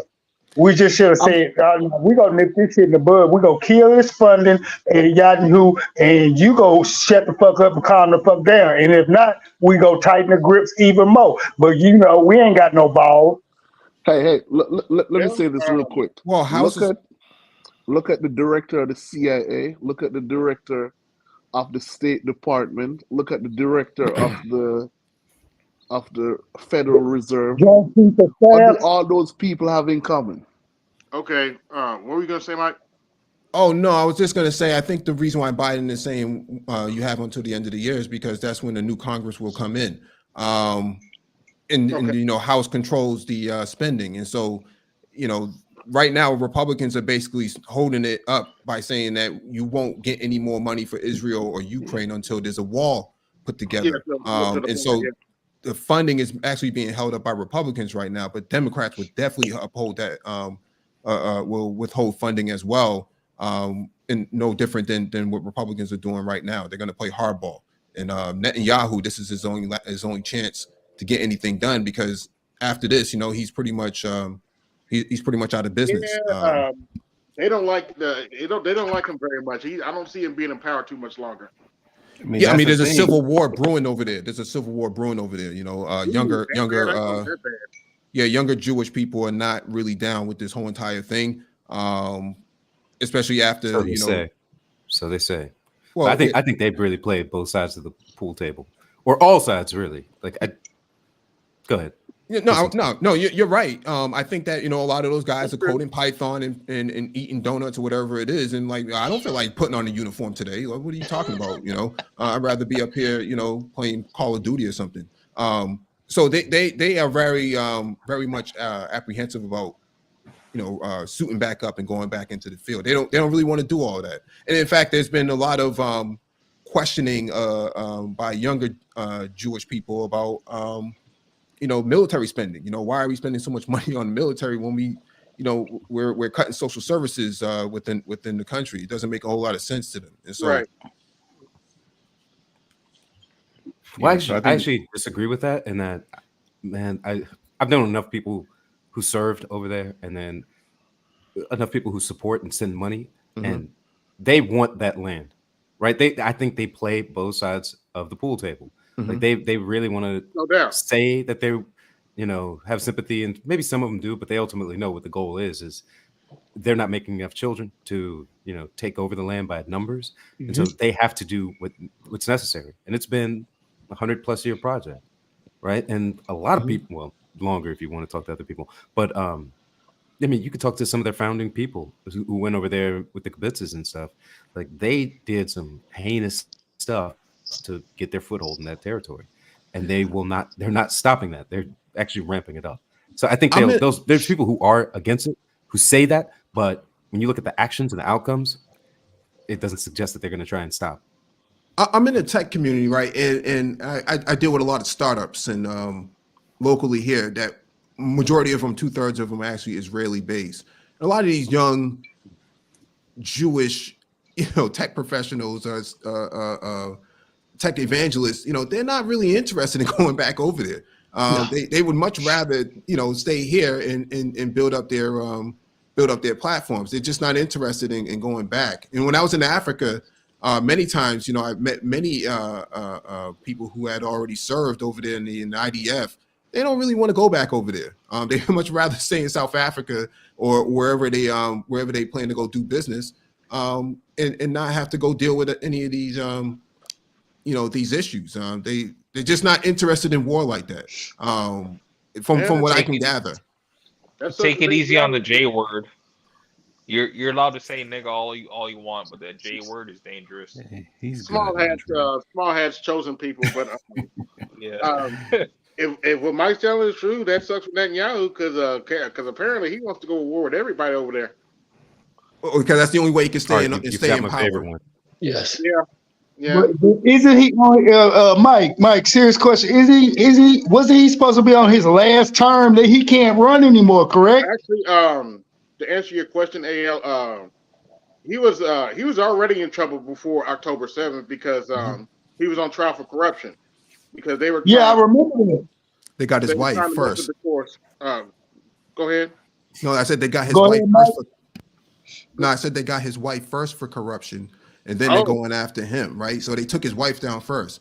I think that What you did know, she do? she's involved in corruption as well. And okay. so I think the thing here is to understand is that in order for him to stay in office, he there has to be some kind of conflict going on from abroad, and so that's what this ramping up of going into Syria, Lebanon, Palestine proper, and even flirting with the idea of going after Iran is about, to keep this thing going, because for them, war is they have a war-based economy. It's always based on whoever they can bomb next. And so I don't know. I think Americans are starting to look at this differently now. I mean, you can look at the numbers. The numbers are saying that a lot of people are not really in We're favor not of feeling it. Yeah, supporting. we're not feeling it whatsoever. Yeah, they're not really in favor of supporting sending money to Israel anymore. And I think that those days are going to come to an end. I've listened to former Treasury Secretary, I forget his name right now, but he basically said, Robert Reich. No, Reich. No, he basically said that Geithner? Yeah, that's why I said Gardner. No, it's not him. Robert Reich. Okay. No, it's not From Robert Clinton Reich. administration. No, he's from I think he was from the Reagan administration. Oh, damn. He You said talking about Casper Weinberg? I don't Casper think Weinberger? No, Yes, that was in Reagan's administration. That was the guy that was over that shit over there. I remember that. I'll look it up. I'll look it up later. But basically, he said that if the United States wanted to, and they should just pluck off Israel at this point, because there's really nothing beneficial for them to gain out of it. The only thing that's really keeping a relationship going is these Christian Zionists that basically support it. And so it's not necessarily Jewish people that are supporting it. It's really the Christian Zionists that are really backing it up. They're America's foothold in the Middle East.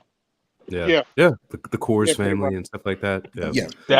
They really support like that eschaton coming from The Middle East, because one, without America, do you think Israel can survive being surrounded by Muslim countries? No. So they got to protect so much stuff over here. That's what they were supposed to do. You protect this canal and this waterway. You be the eyes and ears of the Middle East for us. We give you money. Okay, now you got this Hamas thing. It's even though if Israel wanted to, they should have snuffed that shit out a long time ago. And they should have gave whatever land to Palestine that they should and just leave them be. But people like playing hardball, Charles, can I ask you a question?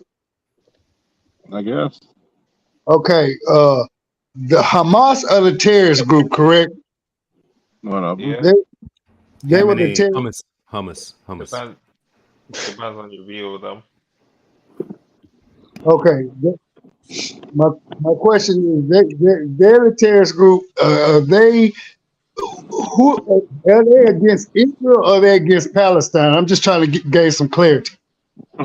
They're against. They're against. Not bad. Let Charles answer the question. They're basically against anything anti-American, anti-Israel, anti-Western governments, shit like that. They're just anti anything Western American. Zionists. They're anti that shit. And Israel's oppressing Palestine, correct? Pretty much. Okay, and I all mean, this has 'cause to all this you got has to to think do, they literally had them in the ghettos. yeah, Mhm. all this has to do with a small piece of stretch of land that really Yeah, don't mean a hill of beans to nobody else over here. But Well, we you want got to to keep think. sticking our You got to noses think. in the street. They have that's over there called the Holy Land. So they've been fighting over that shit for millennia. I mean, Yep. you literally had the fucking Crusades over that shit. yep. So Jerusalem.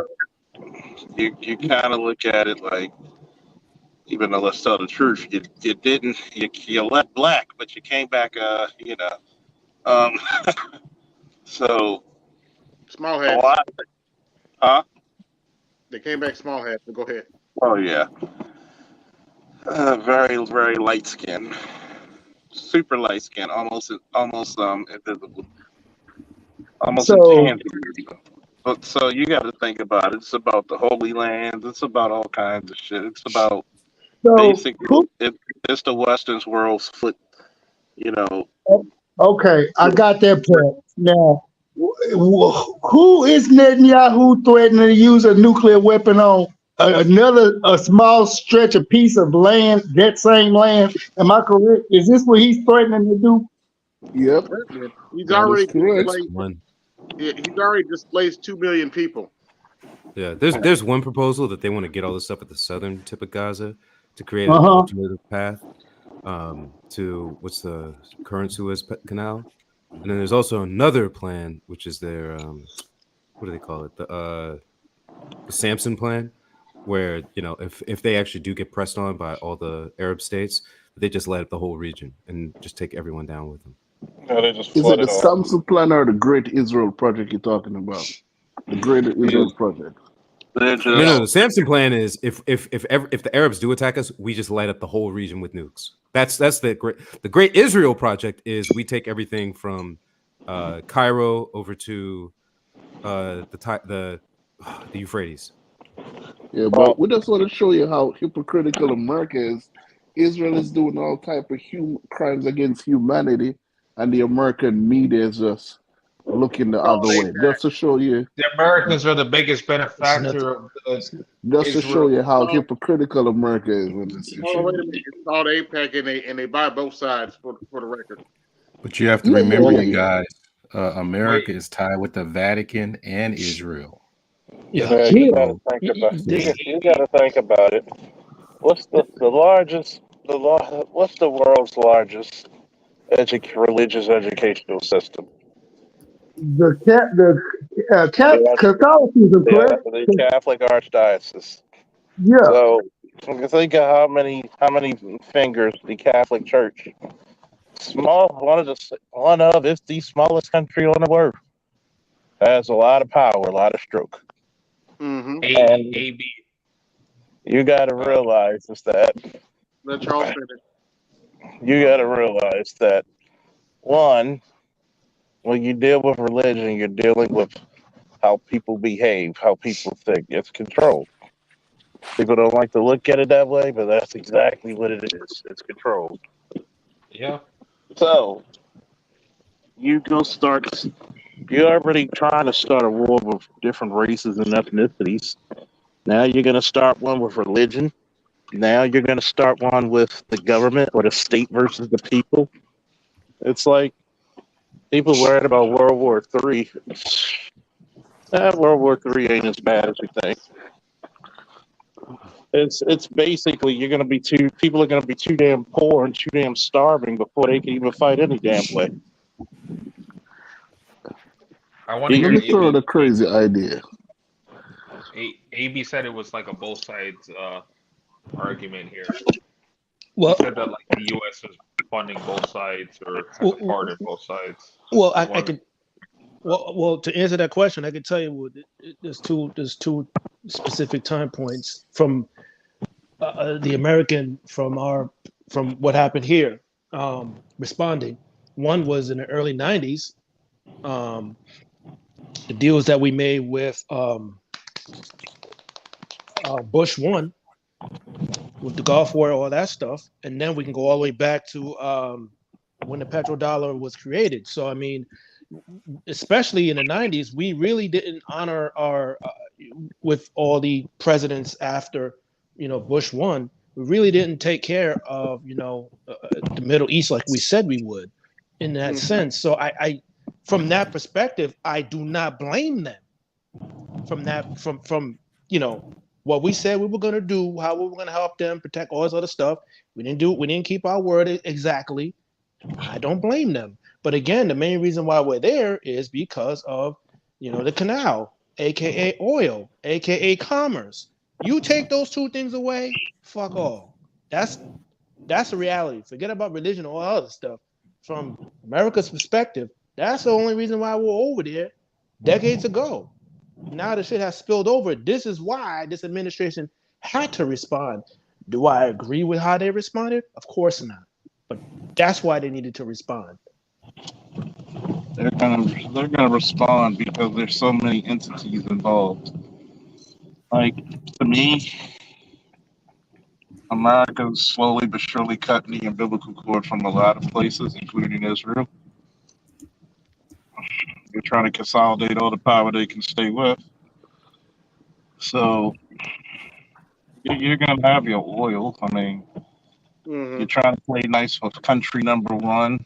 Look what happened. Look what happened with Venezuela, for God's sakes. A certain one of their presidents got allegedly sick. So Seriously, died for some odd reason. I wonder why. Wait, Charles, did you really just speak on Venezuela? Yeah, he did. And guess what? And guess what they just.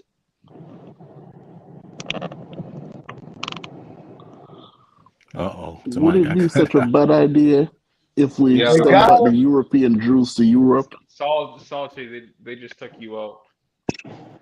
You got cut off. Oh, can you hear me? Yeah, now. What the hell's what's wrong with this iPhone? What I said was recently, I mean, literally a few days ago, Venezuela, they declined joining the BRICS. And I'm saying, I wonder why. I think you're referring to Argentina. Yes, I'm sorry. Yes, Argentina. My fault. Yeah, that's right. That is Argentina. It's Argentina. Well, I mean, you got to think that area is starting to be like that's like the new oil barons are starting to rise from there. Because what happens when you get infrastructure built? Then you're like, oh shit, we got this. Not necessarily oil, but lithium. Yeah. Yeah. Like, so we have we have oil globally. The cheap oil is pretty much depleted. Not exactly depleted, but I mean it's very low. That's one. And then two, obviously with this ESG nonsense going on. Yeah. So now they go into the brown areas to get the rare earths for these batteries. So again, these are all power plays, man. If you want to stay on the top, man, this is not. You can't think like with morals. I mean, I'm sorry to say it for guys who a little in their feelings. Nah, when it comes to power, that's why I keep on saying you do not fucking act. I mean, yeah, you got to be smart about things. You're playing chess, but like you're not. It's we're going to continue to be the number one. Or not. Like that's how it's played at that level, man. Like guys really need to understand that shit. Forget about religion and all the other stuff. It's hard to talk about it. Well, religion's part of it because that's how you control people. But it's hard to talk to people about black pill things when I said there are some really, really dark conversations I have with my son and godson just to get them prepared for the real world. When he asked me about religion, when he asked me about leadership, I said, what do you think a leader needs? He says, love. I don't have to love you to lead you. I have to respect you on a basic level. I have to make the best situational plan that I can at the moment. You may not like what I tell you to do, but it has to be done. Yeah. And a lot of people don't understand that black pill mentality of like people want to be black pill because they think it's like like Super Saiyan, like it's Super Saiyan 2 or 3 or Super Saiyan God, Super Saiyan. It's not levels. It's just that one, you don't see the world with morality. The ends justify the means. Like people who been sex workers, they don't like ask any chick who was a prostitute or a stripper. Did she look at men the same way as somebody in a regular 9 to 5 job look at them? No. F no. Ask the soldier or cop, does he look at the world the same way as John Q. Public? Answer's no. Like until you see a 7-year-old with an AK and that motherfucker's turning it to the .2, the world ain't as pretty as you want it to be. But a friendly reminder. I'm not is gonna that- ask, Charles. Yeah, the most friendliest reminder that I can always put out there when it comes to ownership and control, religion is not exempt. Correct. So, Absolutely. and that's what, if you go back to the Council of Nicaea, that was used to plan and control the people. Oh yeah, Okay. that's called soft power. And See, it hasn't stopped. You know what I mean? It's still, the formula is still on the table. So that's why I mentioned the Vatican and Israel, because basically the whole Jesus story is what, quote unquote, Israel based. And Yeah, then even as far as Christianity, even though people proclaim to be Christians, they still have to be beheld into the Pope. Yeah. Vatican doesn't even recognize Israel, if I remember soft correctly. power. Yeah, I know that, but they control them. Power, like hard power. Well, they say they control them. I can't prove it. Vatican, trust me, the Vatican and Israel are shaking hands and having drinks in the back. Trust me. Look at the clothing. I'm gonna tell you this. One at a time. I'm just gonna say this. You think that all these religious leaders do not get together? They have to. They have to. What is the Pope? He's an elected monarch. Okay. He's a ruler of a sovereign country. You think he doesn't know the prime minister of Israel? You think he doesn't have his phone number?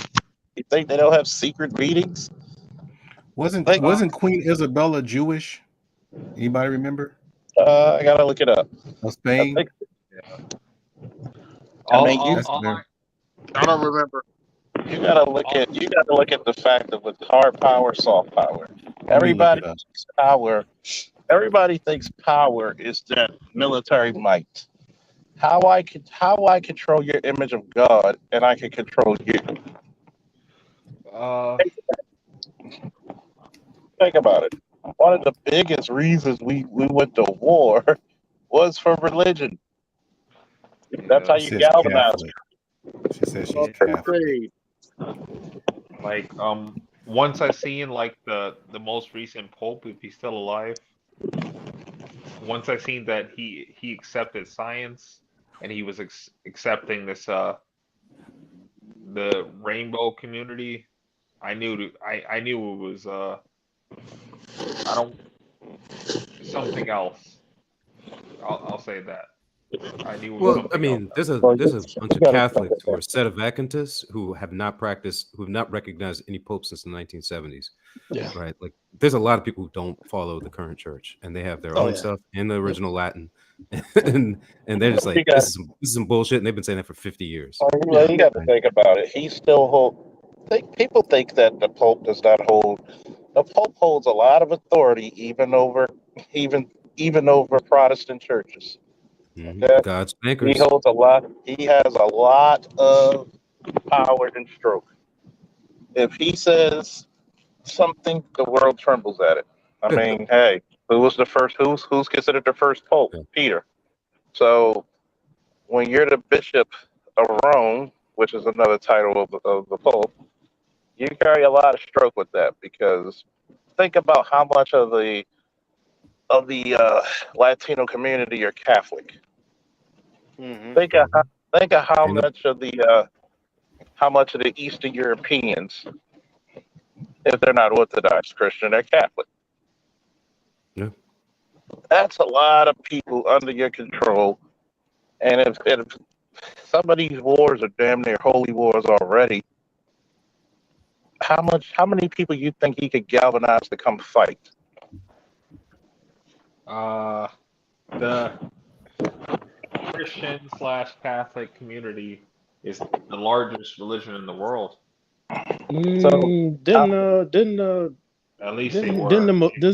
there more Muslims now? Could have sworn No. y'all surpassed them like a while ago. It's close. Not It yet. is close. No? It's close, but not Yeah, yet. 49 watching, like, share, subscribe, and hit the cash app. Are you not entertained? Not yet. So you got to think about this. I mean, and how much money does the Catholic Church control? There's I have no billions. idea. A That's lot. a good question. Billions. Billions, if not trillions. So how much can they influence with that money alone?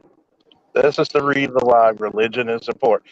If think about how many churches in America gets, how many churches per, how much does Christian churches get per year from their tithes? Well, I mean, I could tell you here, just in the country alone, man. I mean, well, technically they don't pay taxes, so I know. I think the last, I think 2022. I think it was like over $1 trillion, something like that. Something like that. Combined. I think it was like $1 trillion of, taxes that would have been That's paid.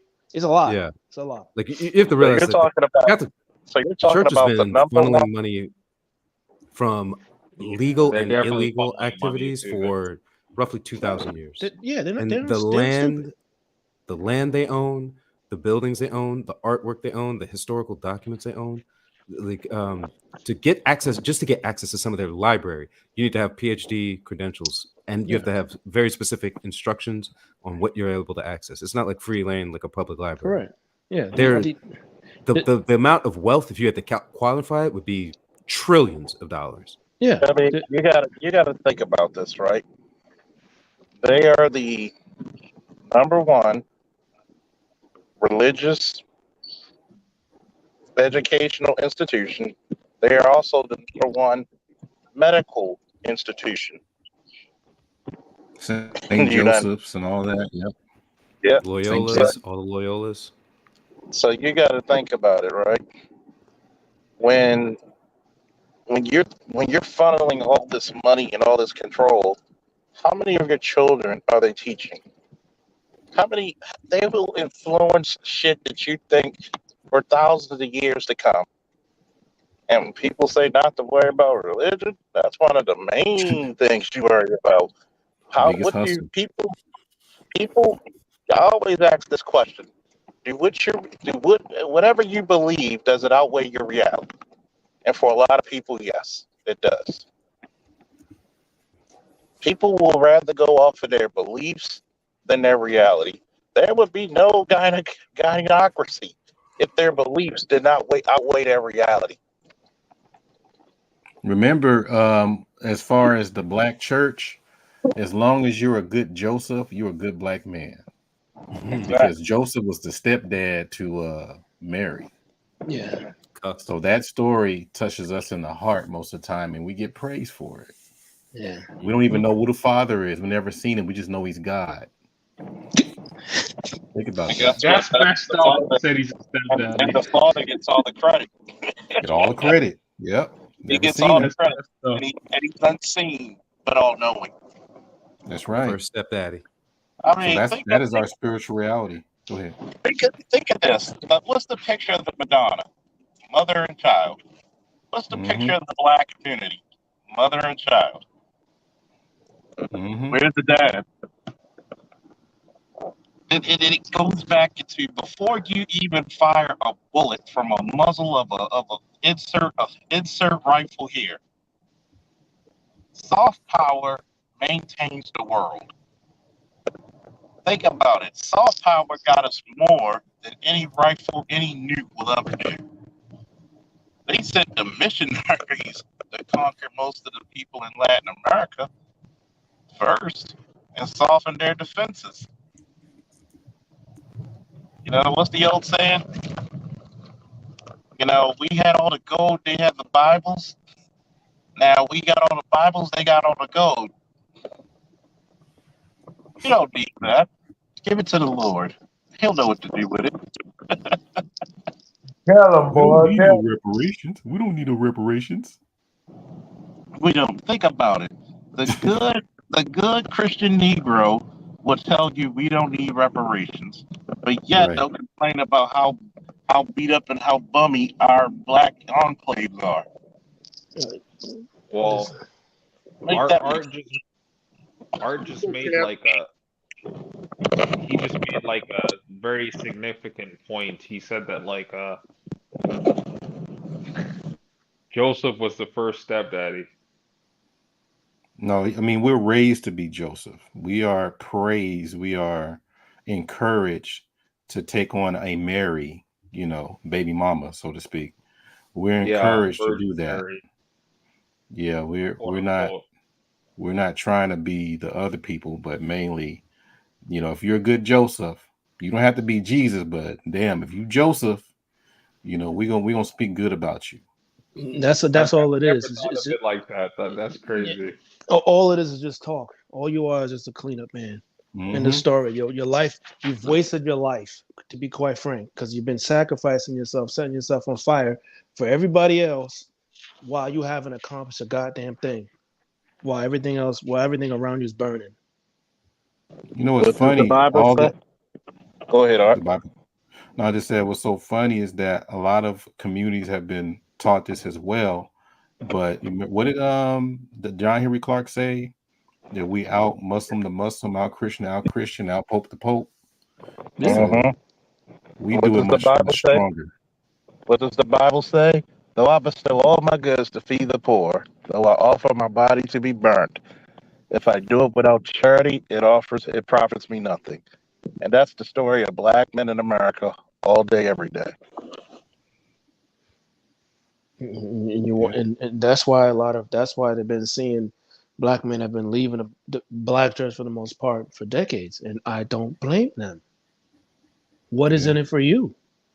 Literally nothing. Actually, your life. I mean, realistically, that's what it is, because you can't get your time back. Your life, your health, everything is there's just no progress. And the pastors, I mean, I hate to talk about Umar again, but the pastors kind of like keep these women single so he can have them to himself. Yeah, well, if you look at some of these guys, some of these black pastors' backgrounds, man, you see what man. That's why I say I always look at people's track record, man. These They're guys, pimps. Thank you. Well, actually, pimps would take offense to that. That tells you something. Yeah. Legit pimps take offense to that. A lot of them are preying on these young women and their young daughters and young sons. Yeah, and it's sickening. And they love the women being single because they can just liquidate them like an ATM. Like they use them for like an Uber to keep them just pumping out money for hope.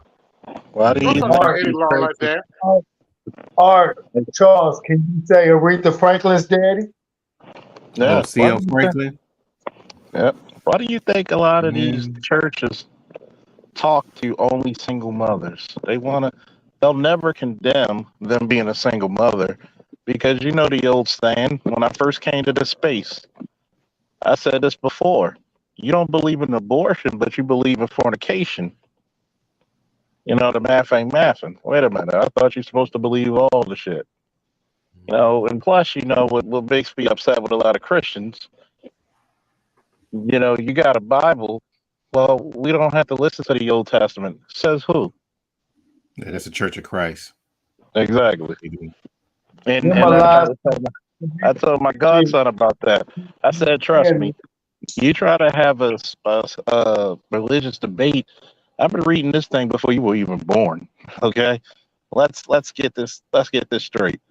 God told them in Deuteronomy to kill every damn man, woman, and child, and even the oxen, and burn all the gold. There's stuff in that Bible that gets really, really black pill. And a lot of people don't even, how many people who claim they're Christian never even opened it up,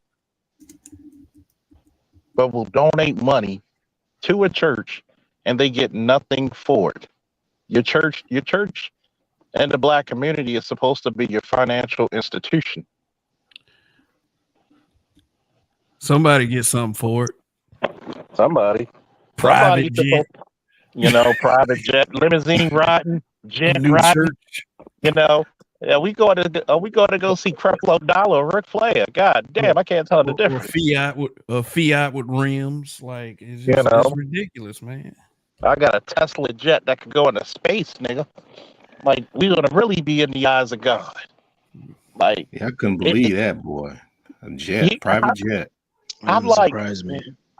why would you still be at this church if this motherfucker? Because once again, when I told my godson, if Moses spent his first 30 years of life as an Egyptian prince learning, you think he didn't learn the 42 negative confessions?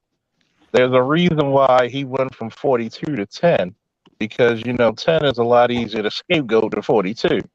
I'm just saying.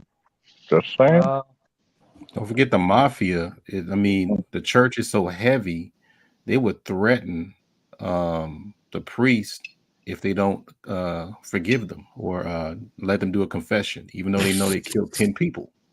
You ever heard them stories before? I'm like, damn. Like if you literally say, hey man, you keep coming to me telling me that you killing people, man, you gonna have to do something else. All of a sudden the car blew up. Yeah, that's why these rappers that emulate these Italian gangsters they admire so goddamn much. Like that's why they be in their damn songs talking about hope God forgive me for what I did. And like Right. they keep doing it. Like right. it's God like, ain't forgiving you. like damn, this not a get out of jail free card. You still wrong. You know, most of the congregation is some of the most troubled people. So I mean, Yeah. Yeah, they're gonna they're mess. right They're there in gonna do line. all bad during the week, Especially and then on Sunday everything's better. There you go. especially the leadership. I'm absolved. Yeah, because that was matter of fact, that was what was it? Godfather 2. Remember that when the baby was being christened, and all the stuff that he planned all happened all at the same time with Mo Green and the priest got killed because he wanted more money. Who was I forgot, but that was a cold part 2 was the shiznick, man. The Godfather part 2. Yeah. But that's what a priest, he's like, hey, you're gonna have to break bread and give me more than this, you kill a lot of people. He's like, really? Yes, sir. Okay. Yes, So sir. that's how you feel? We gonna do something about that. Yeah, I remember that. I had to watch that this week. I mean, tomorrow. Go rewatch the third one too. That goes a lot more into the Vatican Oh, when he had the proper way. heart attack. Well, I'm gonna watch it again. and God, what's his name? The guy who did Silence of the Lambs. He did that one. Maybe it's the third Hannibal Lecter movie, but he used a lot of those deaths. Like a lot of the priests and the mafia were icing off people from the Vatican bank, and they used those murders as ones that Hannibal Lecter would have killed those people.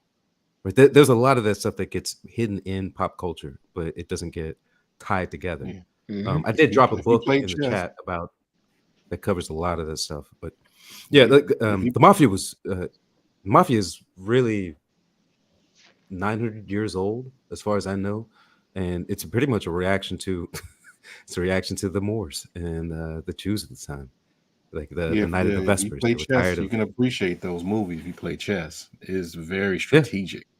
Yeah. No. These Wow. are 1,000-year-old, I mean, 4,000 or 5,000-year-old wars that have been going on to control the world. Yeah, they took it from the Medici.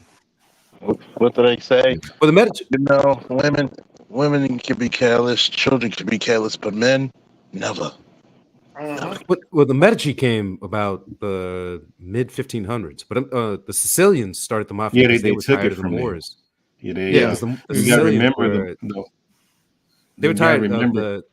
they were tired of the Moors, and so the Night of the Vespers was when they all kind of banded together. I mean, it was basically a small rebellion that built up, and they built the clans on the island of Sicily. Because in the mix was the Knights of Templar, yeah, so and at that the same time, they had the French had the island of Sardinia, or they were holding a lot of it.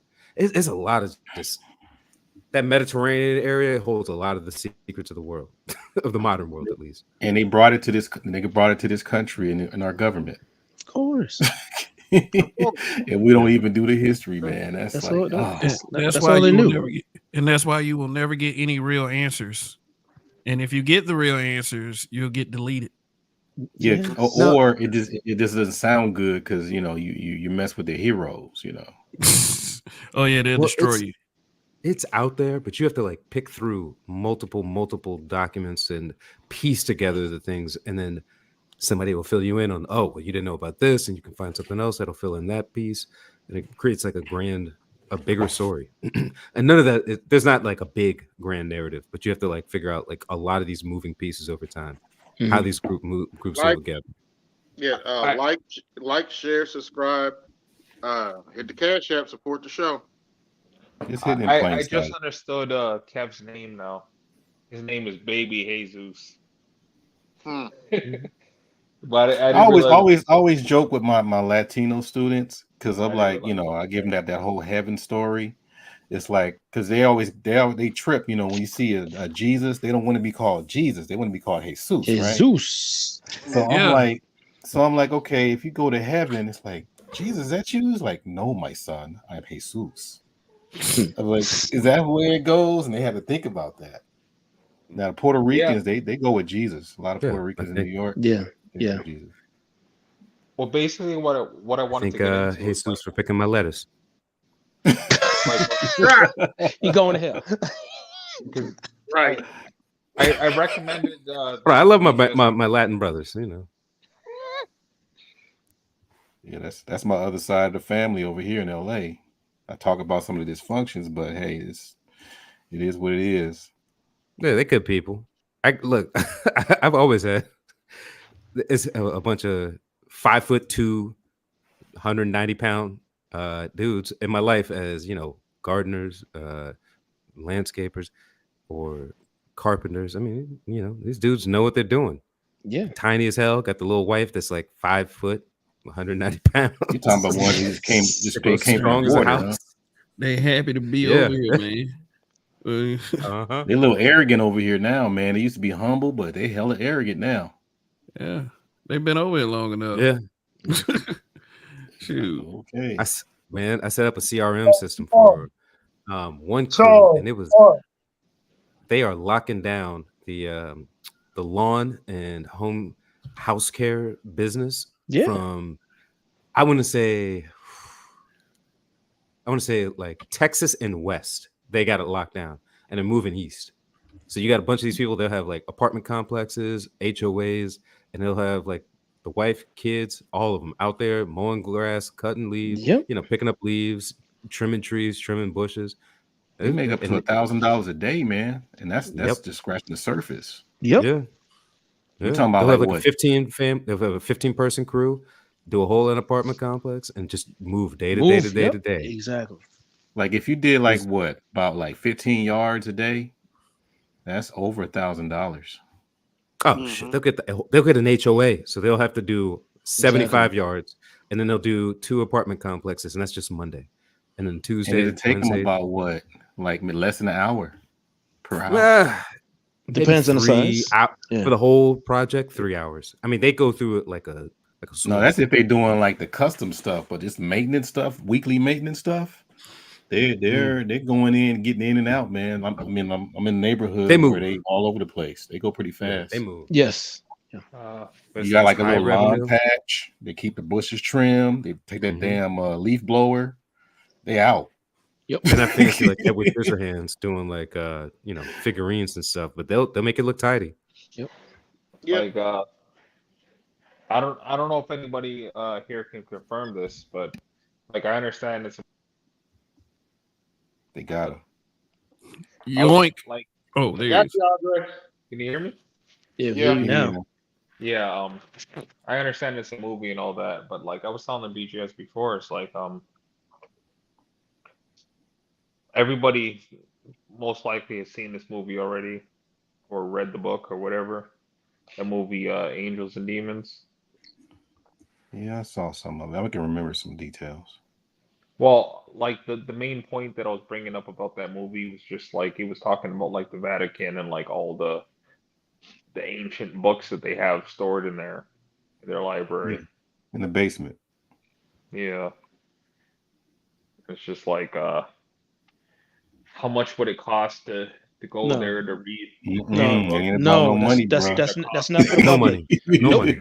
You're not getting any You access. know who bro. Don't actually even ask. could go over there is Dr. Neal, because he has a degree in religion from a major university. He could get a letter of approval from his dean and say that I need to look at these 5 books, and they would only bring those 5 books to a secure room where he could see them.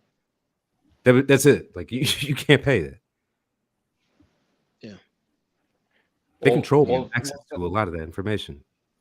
Yeah, Because the they Vatican's basically its own country over there. Yeah, they don't way want they to have function. to. They don't want to have to come up off of the documentation and what happened in between 1935 and 1945. We don't know what happened. We don't know what happened. Ah. Mom's the But word. they have access to information going a Have long access. time back. You got to think about it. You do know it's a sovereign country. Yep. You could be Yeah, imprisoned. I know that. And they're protected by the Swiss Guard. Yes.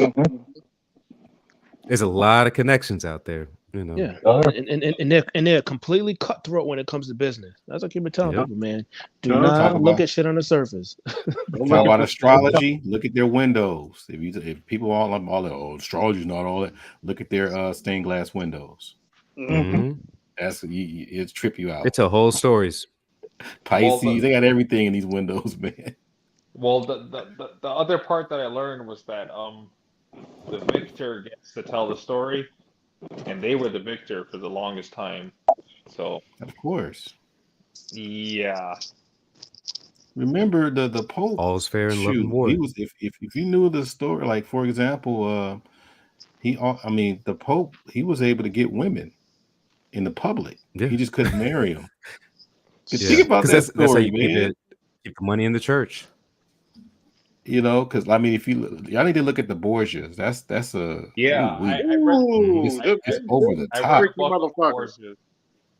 Yeah, but his son, which was what they used the Jesus figure after, his son was doing. He was too busy trying to, keep his father's name, as honor and everything. So he was killing people left and right. Yeah, people would disappear. In fact, there's a story about him in the 48 Laws of Power. How this young dude, he it's in that chapter, never outshine the master. This young dude kept outshining him, and he magically disappeared. And they found him dead in a lake somewhere later, He sometime got later. anything he wanted. Anything he wanted. Do you remember Braveheart, where was it Longshanks threw the boy out of the window when he was trying to tell him something? He was like, "Young boy, you trying to tell me some How would shit?" you, Just handle the defenestration. current situation and threw him out the window. That was funny. Yeah, that's the type of shit. Like this world is way more polite than less than 70 years ago. Yes. Yeah. I mean, and the Western world is way more polite than the rest of the world right now, and it's still pretty bad. But it's like you go to certain places, man, your whole life could be over in 15 minutes. Like I imagine this book is not historically accurate, but it's like the guy that wrote The Godfather. I can't remember his name, but he wrote the books on The Godfather, and he also wrote that book on that it's called The Family, when he's talking about the Borgias and their dad and their history. Puzo. Yeah, he was. I mean, he was trying to tell a Mario story. Puzo. He's trying to Yeah, tell a I bigger know story what about you what the say. type of things that go on in a family dynamic, and then within a country or a clan, basically, and how Yep. you can seize power and hold it, and then what do you do to maintain it? Yep. Like as a pope, like if that was anywhere near historically accurate, that dude was a gangster. Think of it as like a Roman a clef, right? Like Primary Colors, or what's another famous one? I can't think. This is the most recent one I can think of, where they'll tell you how it happened, but they'll make up fake characters. Yeah. Let me. Go ahead.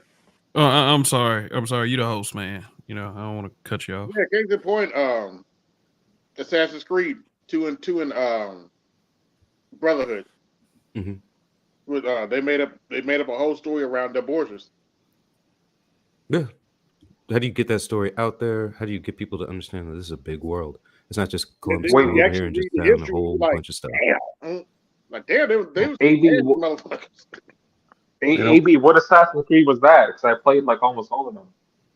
Might They don't want that story Two, out because it two, makes them change their religious beliefs. They don't want them kind of stories out. Exactly. mhm. Two and three covered the Borgias. That time Oh, period. Enzo Venatori was the assassin. because Assassin's Creed is like for that game, it's like you play the main storyline, but like to find like extra things of the story, you have to go out of your way to do it. That sounds like that's what you're talking about. The out of your I way think stuff, I not think the main Kev wanted to come storyline. in. Go Yeah. ahead, Kev. Oh, my apologies. My apologies, Kev. No, I wasn't really gonna say anything except for it was. I don't know. It's kind of awkward, like being a Catholic and growing up a Catholic because you see all these high positions and figures. They do very questionable things, so it makes you question your spirituality. The way that you were brought up, your family was brought up. I mean, I'm not just talking about the LGBTQ shit. Um, I'm talking about like there were questionable things over here too, like sparing the guys who were touching little boys. Now, Mm-hmm. that's the white side of it. That's what a Number lot one of on the list. Well, I'll tell you something. I spent a lot yeah, of time in a Catholic country that has a yeah. lot of black people. We didn't have that. It was hated, No, not at all, not at all. right? And I mean, but I'm sure it probably did happen at one point, but in America, it was rampant, rampant. yeah, and Yeah, they would get sent to another church, and I know what you mean. Yeah. yeah, and being a black Catholic, we try our best to separate ourselves, but a lot of black our people on the outside, I've had to weather that insult. The first thing Of they asked course. me, the first me, I said, "Well, I grew up in the Catholic Church." First thing they Oh asked me man, is that, you and don't I'm Yeah. believe in Were Jesus? you touched? yeah, have I Were been you touched by touched? the priest, huh? Yeah. I guess because they saw one motherfucker do it on TV, then that's just all over the motherfucking place. No, Mm. bitch. Kev, have you been touched by an angel? Touched by an angel. I don't know if you want to call her an angel. She was a preacher's daughter, but That was her name. Oh hell! I know about some of Of that. course she I got was. some stories about. Yeah. That was her name, Angel. Heck of a yeah, woman. yeah, but if you're talking about it in that context, definitely. But that other shit, I've been no. I've been That's touched by a girl named Angel. Anita Baker sung that to me one time. Mm-hmm. And he's not lying either. yeah, Yep, along with Layla Hathaway. but well, I'll tell y'all, and I'll wrap that up because it's really a weird conversation. I never appreciated anybody saying to me that once. And why is it that we always default to the ignorant side of everything? Like, people talk about, I'm for our people, and I always receive the major disappointments from our people. And I've been around other people long enough to understand this. I've hung around whites. They stank sometimes, but sometimes they're cool, but Yeah. it's a weird dynamic with them. And Mexican people, I mean, people have this perception like they're just over here, they're going to work hard and snag up all the jobs that nobody else wants. And I mean, shit, they just regular ass fucking people actually. If they tired, they're gonna rest too. Yeah, and they smarter than you think. They ain't taking them low wages anymore. It's 2023. Yeah. Shoot, they've been here since like what, the late 80s, early 90s. Like, Yeah. That's why they brought them other people over here because everybody else starting to Exactly. know their rights. yeah. Kev, just so you know, I meant no offense by that. I actually went to a Catholic elementary school and high school.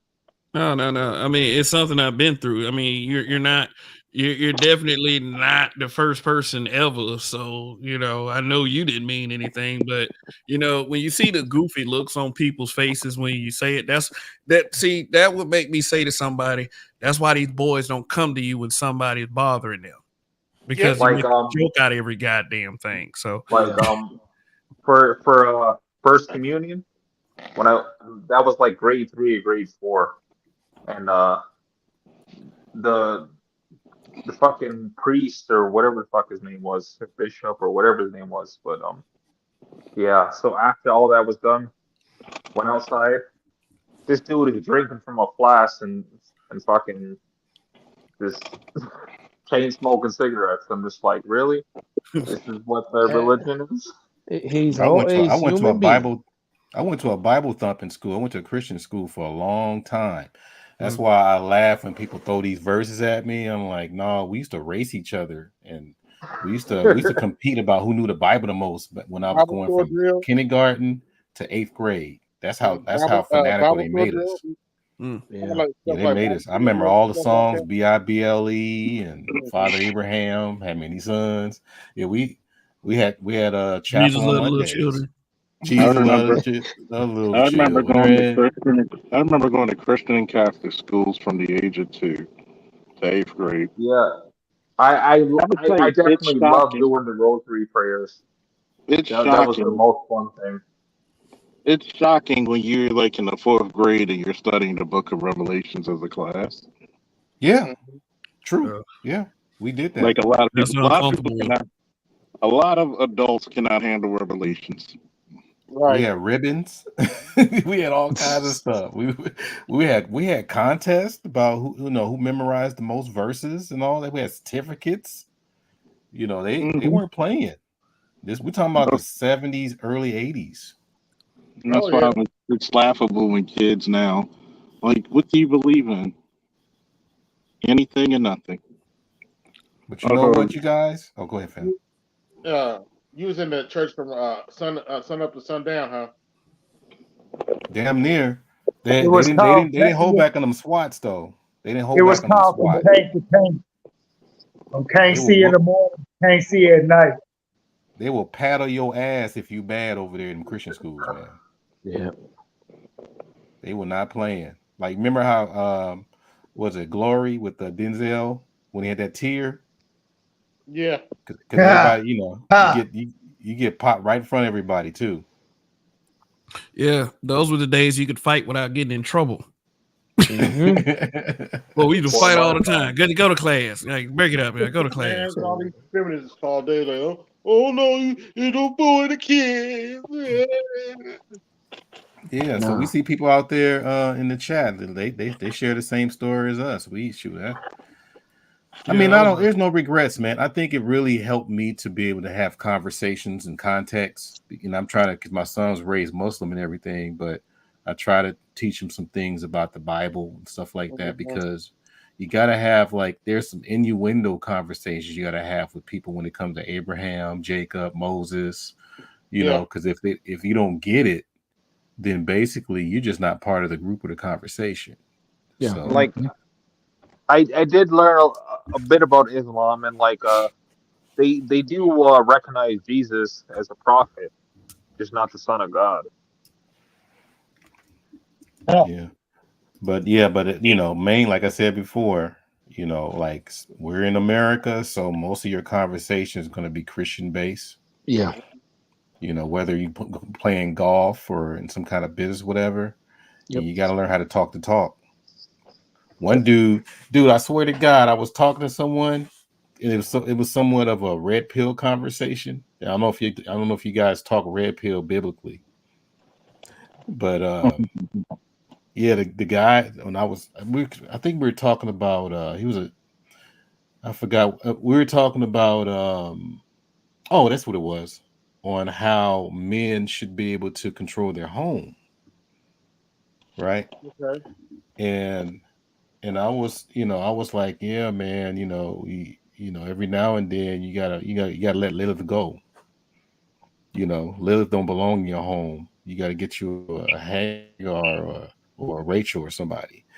You got to be able to have that kind of conversation. Oh yeah. And he's like, yeah, man, it have them kind of conversations is like, okay, then they come back at you with some other stuff too. You got, sometimes that Bible conversation kind of gets you far as well. I'm not saying rich people are religious, but they speak the language too. Oh But yeah. you also got to remember, you're gonna run into some Christian simps. Oh my God. Oh, You gotta Lord, put don't you do gotta whip them. You gotta whip them in that case.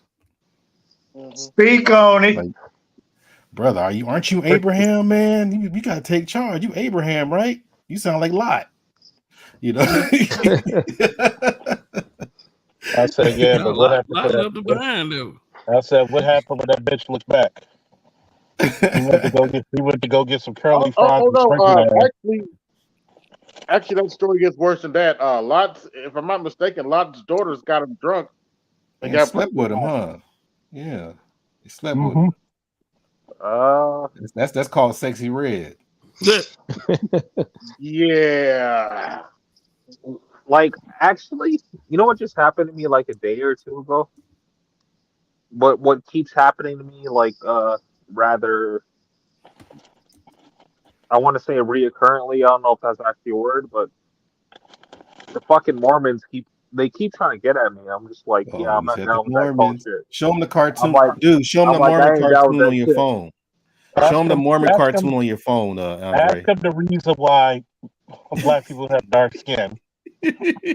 I'm like, I ain't down with that shit. I like y'all sound culty as fuck to me. Just so you know, it's a only how long is that part with the black people in that cartoon? That's like only like 30 seconds. About 30-second part. Yeah. Show them that and just say, explain it to me, sir.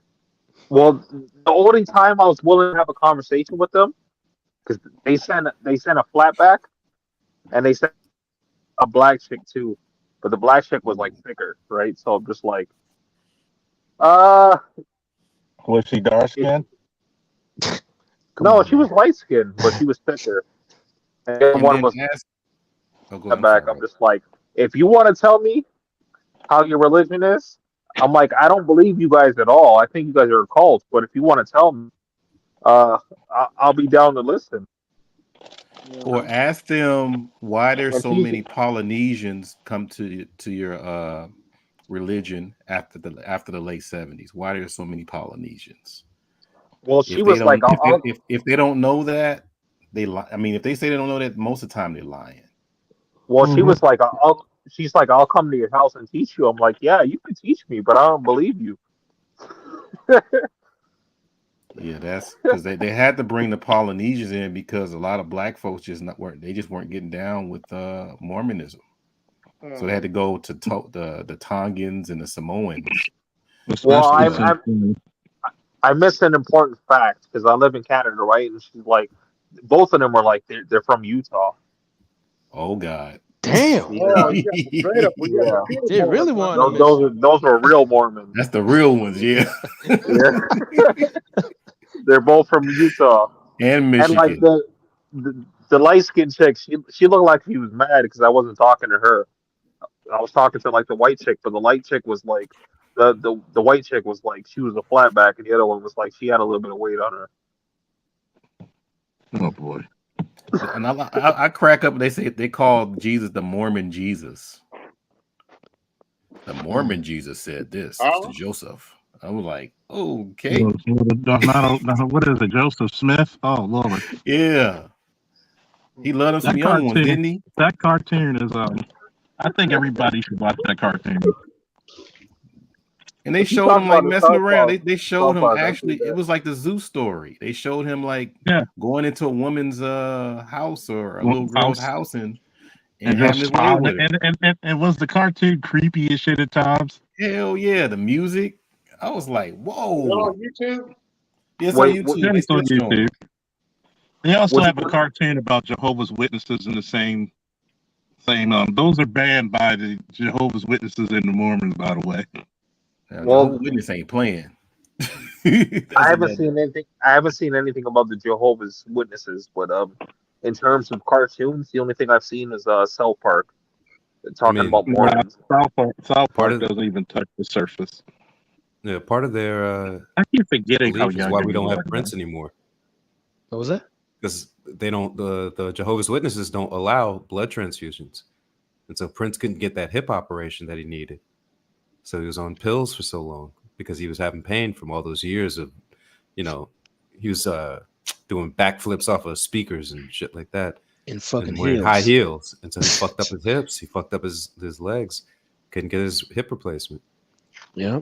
And weren't the Jacksons Seventh-day Adventist? I think. Yes, they were. No, they were Jehovah's Witnesses. They were Indiana, man. Yeah. They're Jehovah's Witnesses. Seventh-day Adventists are Jehovah's Witnesses. I only learned that recently because I'm just like, people keep coming up to me and they're like, they're telling me that, and I'm like, Are what you the fuck saying is that they the stem Seventh from Day? Jehovah's Witness or something? Or are you saying It's a similar sect, but it's not the exact same belief. Yeah. Oh, yeah? okay. But I enjoy now. As tried. far as Jehovah's Witness, I enjoyed the conversation with them. Yeah, because it's You always know. somebody who looks like Sister Abilene, looks like your grandmother. He They comes go up, hey in. baby, you want this pamphlet? If you want, And they they have an talk- answer for every question about Jehovah's Witness. But but when you start getting into the origin, they start like humana. Yeah. Oh yeah. I like to I like to troll them. It's funny to troll them because like What? they'll be like, how are you doing? I like what you're wearing. I like all of that shit, you know, basically. And then they go on their rants, and then like I see they're holding a Bible. I'm like, what Bible is that? And they're like, oh, it's the Mormon Bible. I'm like, oh, okay. Then I just started talking shit after that. But I have to really give the Mormons a lot of credit on my book of Bible stories, the yellow book. That I think that's what kind of inspired me to draw, because they had a lot of biblical illustrations in there. Oh, okay. Yeah, the damn good. Whoever be making their watchtowers a damn good artist. Yeah, they had whoever was doing that stuff. Y'all should check out the one with Jezebel. They had a Jezebel in that book too. They sure getting eaten. Let me shut up. They had her looking evil. Let me find it. Jezebel, Was she my book of blonde? Bible stories. Was she a blonde? It's a white lady, of course. Of course. Blue eyes? I think she had blue eyes. It made her look She looked like like Aunt B. Wow, I just typed it up. It came right up. Yeah, of course Okay. it did. Oh, let me download it and share it. You're gonna be like, oh shit. They were not playing. Here we go. And you should see the guys. The guys are like, this bitch. Let's see. Here we go. So let me go ahead and share this. Oh my God. This is taking me back to my youth. Mm-hmm. Here you go. So let me go ahead and share this for you. Jezebel. Yeah, like Here you go, fellas. Go ahead and share it, AB, if you can see it. No, not the Mormon Church.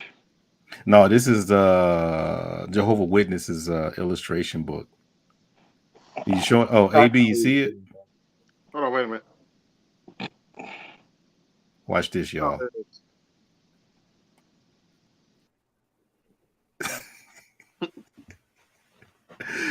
Oh my God! Out that window, bitch. what is going on there? Out that window, bitch. What is going on? This is Jezebel, and ugly. Yes, Lord. She sure is ugly. Good Lord. She's gonna go out that window, get the dogs ready. Let's wrap this shit up. Yeah, like in one of like the last workplaces that I worked with that I was working at, I explained to like I would say my boss or the foreman or whatever, superintendent, was just like they keep coming at me. I'm like wondering why they keep doing that. And he's just like the Mormons are some freaks. So I'm like, shit, I didn't know that. That's the only reason why I hold conversations with them now. Because like anytime I see a chick, I'm like, we can talk. But if you try to bring a dude, we have nothing to talk about. the Mormons, boy, I had to give it to them. They keep their women to themselves. Oh yeah, come on, man. How many? Hey, they keep their women to themselves so much. Hell, they got 3 to a piece. Hey, Art and Charles, have y'all got my email? You sent me something? Art, Charles, I sent you an email, man, on the lineage of the ain't shit clan. You really need to look it up. It's so goddamn hilarious. Just thank me after you see it. That's all I want. Which ain't shit clan is this? Because there's plenty in my book. Man, look, really go look at that email I sent y'all, man. I think I 2 days ago. Damn, 2 days ago. Shit. You guys don't forget to donate to AB's Cash App. His New Year's coming up. New Year's Eve tomorrow. Like, damn likes, goddamn it. That's like when Art does this next live stream, we're gonna donate to him, so this nigga can get YouTube Premium. But what does YouTube Premium do? Besides, it just blocks ads. That's it. And you have you get a Spotify like app with YouTube Music. Maybe that's an American thing. Over here, it's just like it blocks ads, but also you can listen to YouTube while your phone is locked. Basically, you could listen to YouTube while you're working and shit. So I gotta pay almost $20 a month just to block some ads. Nah, just $7 if you got $7 if you got a student ID. Oh, really? I'm finished with Hey, school. son, But give me your damn ID. let's see, A.L. Evans. Okay. I pay for YouTube Premium so I can listen to it like while I'm doing shit. I hate Otherwise, ads. you gotta keep. Otherwise, you gotta keep your Ads. phone open and it fills your battery. Ads. Remember, ads suck ass. Is it the turtle? AL the turtle? Because I've seen a turtle come up. Amazon Prime is going to be charging, was it $2.99, something like that? So you don't get ads now. I think starting next month, something like that. Really? Yep, I received my notice. I think this week. I was like, "What the hell? Serious?" Wait, I can on top deal of with what they ads because I already don't even watch. I don't really watch TV like that. Even when I'm, like for example, a lot of people type stuff in chats. Most of the time, I do not read chats. I'm not a chat reader. Most of the time, I'll probably catch something and say, okay, maybe somebody said something. But for the most part, I'm sorry, people out there in the chat. I just don't read chats. Did you just say fuck your chat? I just don't read them. Because I'm always sometimes like I try to more so concentrate on what I'm trying to monologue, so won't look at the chat for a while, just in case I get distracted or forget what I'm gonna say. It look like an ass. Something like that too. When I'm on somebody's panel, I don't look at the chat at all. Yeah, I'm live streaming. Yeah. If I'm live streaming, I'm drawing sometime. So I can't be sitting there going back and forth with someone when I'm trying to put an eye in or a lip. Right. It's like, okay. Well, me personally, I look at the chat because I did a little bit of like game streaming, so like when I was doing that, I was like having like multiple monitors, so I'm used to like looking at the screen and whatnot. Okay. Yeah, I've always been like that. I'm not really a big chat reader. Some people be all in the chat and reading it. Ooh, they're saying this, and I'm like, okay, I'm over here grading papers or something. I'm making something in the kitchen. I don't have time to be looking in the chat with my hand with flour and dough on my hands. Right. I mean, but don't get me wrong, people out there in the chat. I do see things sometimes, but for the most part, I am a multitasker. I am probably the poster child of it. Our new style said he would make a bad Santa Claus. And don't even think about it when you're driving.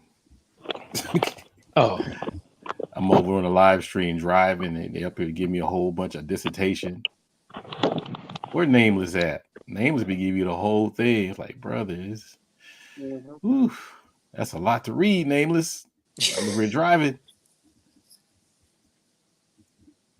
What happened? I haven't seen him in a minute. Have y'all seen him in any spaces anywhere? He's still around. He just been busy. yeah. He pops in, pops out. I mean, Hope he's not in Dallas. If anybody know that joke a little joke we had with that. Hey, did you say Nameless? Nameless protagonist. Yes. The nameless protagonist. We say, nameless, you in Dallas? He says, yeah, fam. Sounds just like him. That's the funniest thing I ever heard. It's like, what's wrong with Dallas? I've been in a few conversations with Nameless, and yeah, man, that brother knows what he's talking about. I don't know what he does or anything, but he sounds like he knows what he's talking He's about. a military man. Yeah. Oh, that makes sense. He's a strategist. Yeah. When I hear him talking, I'm just like, yeah, he knows what he's talking about. He's a vegan military man. Yeah. But that's a hell of a mixture, huh? Yeah. It's not a hell of a mixture because I have a cousin that's like from I think he's from Brooklyn. I'm not sure. I haven't been to the States since I was younger or whatever, but like I have a cousin that was I believe he's from Brooklyn, and he was in the Marines and he became a bodybuilder after that.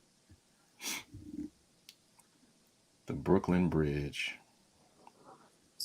So what you guys gonna do for New Year's? I mean, what's y'all plan? Chill out. He said, chill out. Try to take a nap. I'm just saying.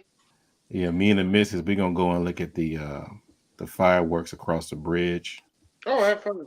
Do the countdown and stuff. So Yeah. Somebody's daughter. he said somebody's dog. Okay. I was maybe I'll do a smoke show tomorrow night. Maybe I will. Okay. That's cool. Yeah. I'll try to come and support. Bring in the new year or something like that. You know, just these things are more symbolic than anything. I mean, for those of you enjoy yourself, but you know, it's just I'm all right. I mean, another Sunday night leading to another Monday. I don't mean to be a party pooper, but you know. Nah, you good, bro. I'll be off the next time. I'll be off till the 18th. I wish I was off to the 18th. Like shit. You good, Kev. I thought you were doing a stream tonight. Yeah, I thought I was too, but I was gonna do Color Purple tonight, but like I ain't I don't seen. want to hear that shit. Oh, you saw that? Nobody wants to hear that shit. Oh, all right. I'm going to see it tomorrow. Like I'm gonna go ahead and stomach it, so I can get. My condolences, brother. Wish me luck. Like you know, I was trying to watch the old school one today, and it's like if something gets worse the second time you watch it, because I watched this movie for the first time in my life for like a year ago, and I'm like, my main question is why do a lot of black people think that this is a great film? It's like Black women. Exactly. Yeah, exactly. Kev, I got 7 sisters, so I've watched that at least like 10 times, and it was the worst experience I've ever had. Sister, you've been on my mind. Sister. Now, Kev, did you see the interview with Whoopi Goldberg when she was talking about what she went through with all the negative publicity against Color Purple back in the 80s? No, I haven't. You can find these on YouTube. I'll send it to you. Okay, cool. Yeah, because I saved it on purpose. She was giving all the detail. A lot of people were really boycotting the Color Purple. Wow. You know, how could they depict our men this way? And and they were really going after Steven Spielberg. And yeah, this is back in the 80s. Oh, that won't happen now. No. He caused so much heat. Or tell him, Steven caused so much heat, but he was Okra Shield. He shielded Okra. Okra, man, ooh, don't get me started on that son of a bitch. All my life I had to fight. Yeah. I love Purple, but I kill him dead before I let him beat me. They were questioning Alice about how does she know about a heterosexual relationship, that kind of thing. They were going in. It's the 80s. It was the 80s, man. Now it's like crazy though. When I first watched the movie, I was like, how the hell he slapped that woman to ask him to shave him? I mean, when I went back and watched it a few years ago, when they told Suge, she going to shave Mister. You see that slow camera motion, and she's like, oh shit, she gonna kill that nigga. Are you talking Yeah. about the color paper purple? Sorry. Yes. Yeah. Yeah, I've with seen, Danny Glover. I've seen that movie one time. I think Once. I've I've seen it seen a it. few times. Just You know, once. I've seen it at least like 10+ times, and like Hell no. they were arguing in these talk shows or whatever. So I guess it was up to me to see what they were talking about.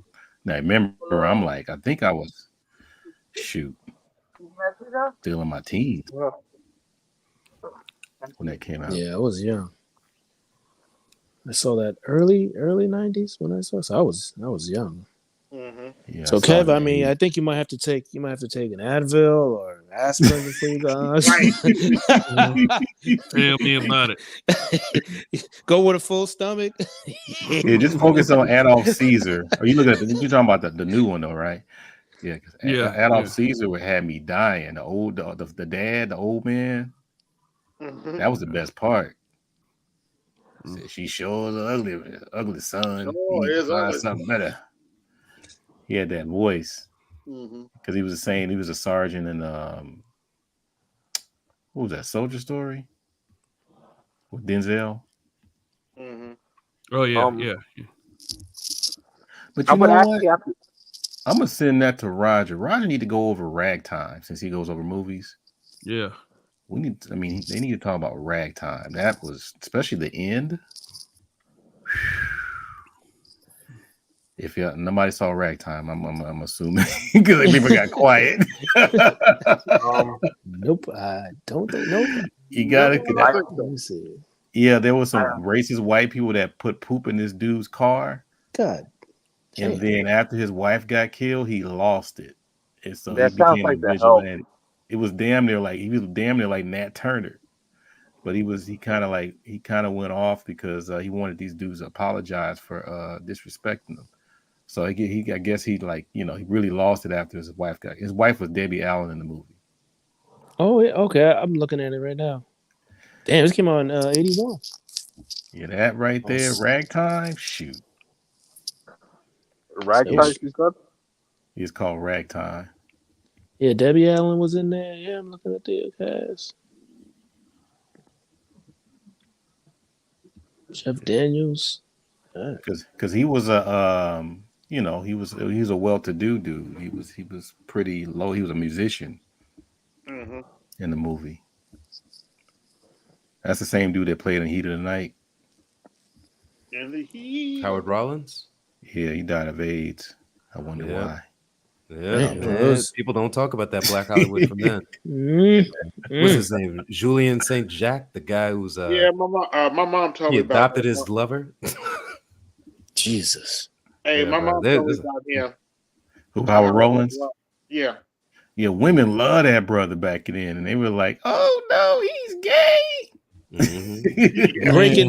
breaking their hearts. Oh, Remember another the one. dude he played in the Soldier Story?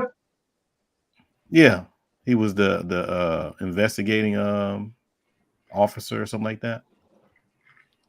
Yeah, but yeah, man, he was on damn near every magazine cover. This dude, he was on the way up. He let. I mean, Like ragties. He brought dark skin back on the map Just about around to his say, time. yeah. Because he was chocolate. I was told a story by oh my god, what's his name? Oh my god, I can see his face. He used to write for Richard Pryor. He used to write for Paul Mooney. Everybody. Paul Mooney. He told me that Adolf Caesar he was on top of the streets of New York City street theater. Like he was the guy. He was one of the guys. And he went out to Minnesota he went to breaking through Hollywood through that theater scene too. Because he wanted to be like, conquered the black scene. I'm gonna go to the white scene. And he sent out his headshots, but they thought he was a white guy. When he showed up to Minnesota, they were like, "Oh, we don't hire Negroes out here." And so he was like, "Holy shit! I got these Obies, Book Award, all this stuff," and they just sent me back. And oh my god!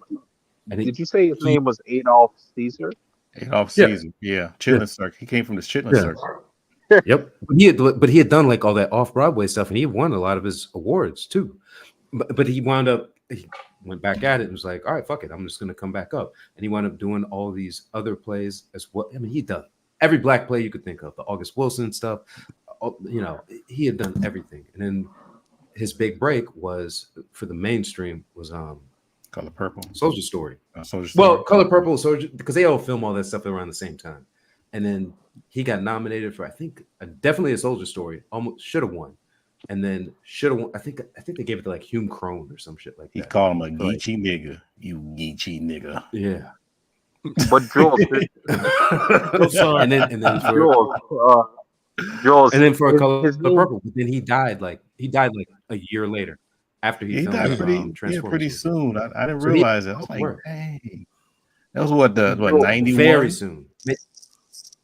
Or was it 92? No, Something man, I want to say a Soldier Story came out in like 86. He died. No, I'm talking by, about when he 88. died. Oh, he died in like 88? Okay. I think it was in the 80s. I think it was in the 80s, man, because it was a lot of black men die young, die very young. His name was Adolf. His name was Adolf Caesar. Yeah, I don't know what more to say after that. I mean, Adolf a lot Caesar. of black parents want to ascribe a lot of powerful things to their children. So Adolf and Caesar, you know, and Caesar. Yes, it's probably Catholic. Yeah, he died. A lot of Greek. The craziest thing I was told, and I bet you Richie Mack could verify it, right? Because Paul Mooney told me this one, right? And it wasn't like I was sitting there like, you know, we're best friends, but I was working at a comedy club and he was performing. But he said that when Eddie Murphy came on SNL as the second black cast member, he was not the first pick because there was another guy who was actually the first pick, and it was a black guy who was in DC Cab. I can never remember his name, but he was known for wearing like a tank top, and he was a street performer, and he was like Eddie Murphy's influence. He was Dave Chappelle's influence, but he was like the street performer who was just hilarious, knockout funny. But they found out on the first day on set he couldn't read. So I'm reading it. Go ahead. I'm sorry. And then the backups, the next three choices were Robert Townsend. What's his name? The Wayans, the oldest Wayans. Not Damon. Keenan Wayans and Eddie Murphy. And they picked Eddie because he was the youngest. So he could get the longest wind out of it. Yeah, because I'm reading here. He has a Dominican Republic background. So yeah, I think he was Catholic. Adolf Caesar. Yes, that's what it says here. Is he from New York? He's from New York, born in Harlem. Yeah, that's it. His mother was one is African American, one's Dominican, and it says a black indigenous father. What do you mean by black indigenous? I never saw that before. Hebrew Israelites got it right. Interesting. Art. Or he could have actually been like black and like Seminole. I mean that does exist. There are people who are black and Native American, but it's not as prominent as most people claim, you know. I'm part Cherokee.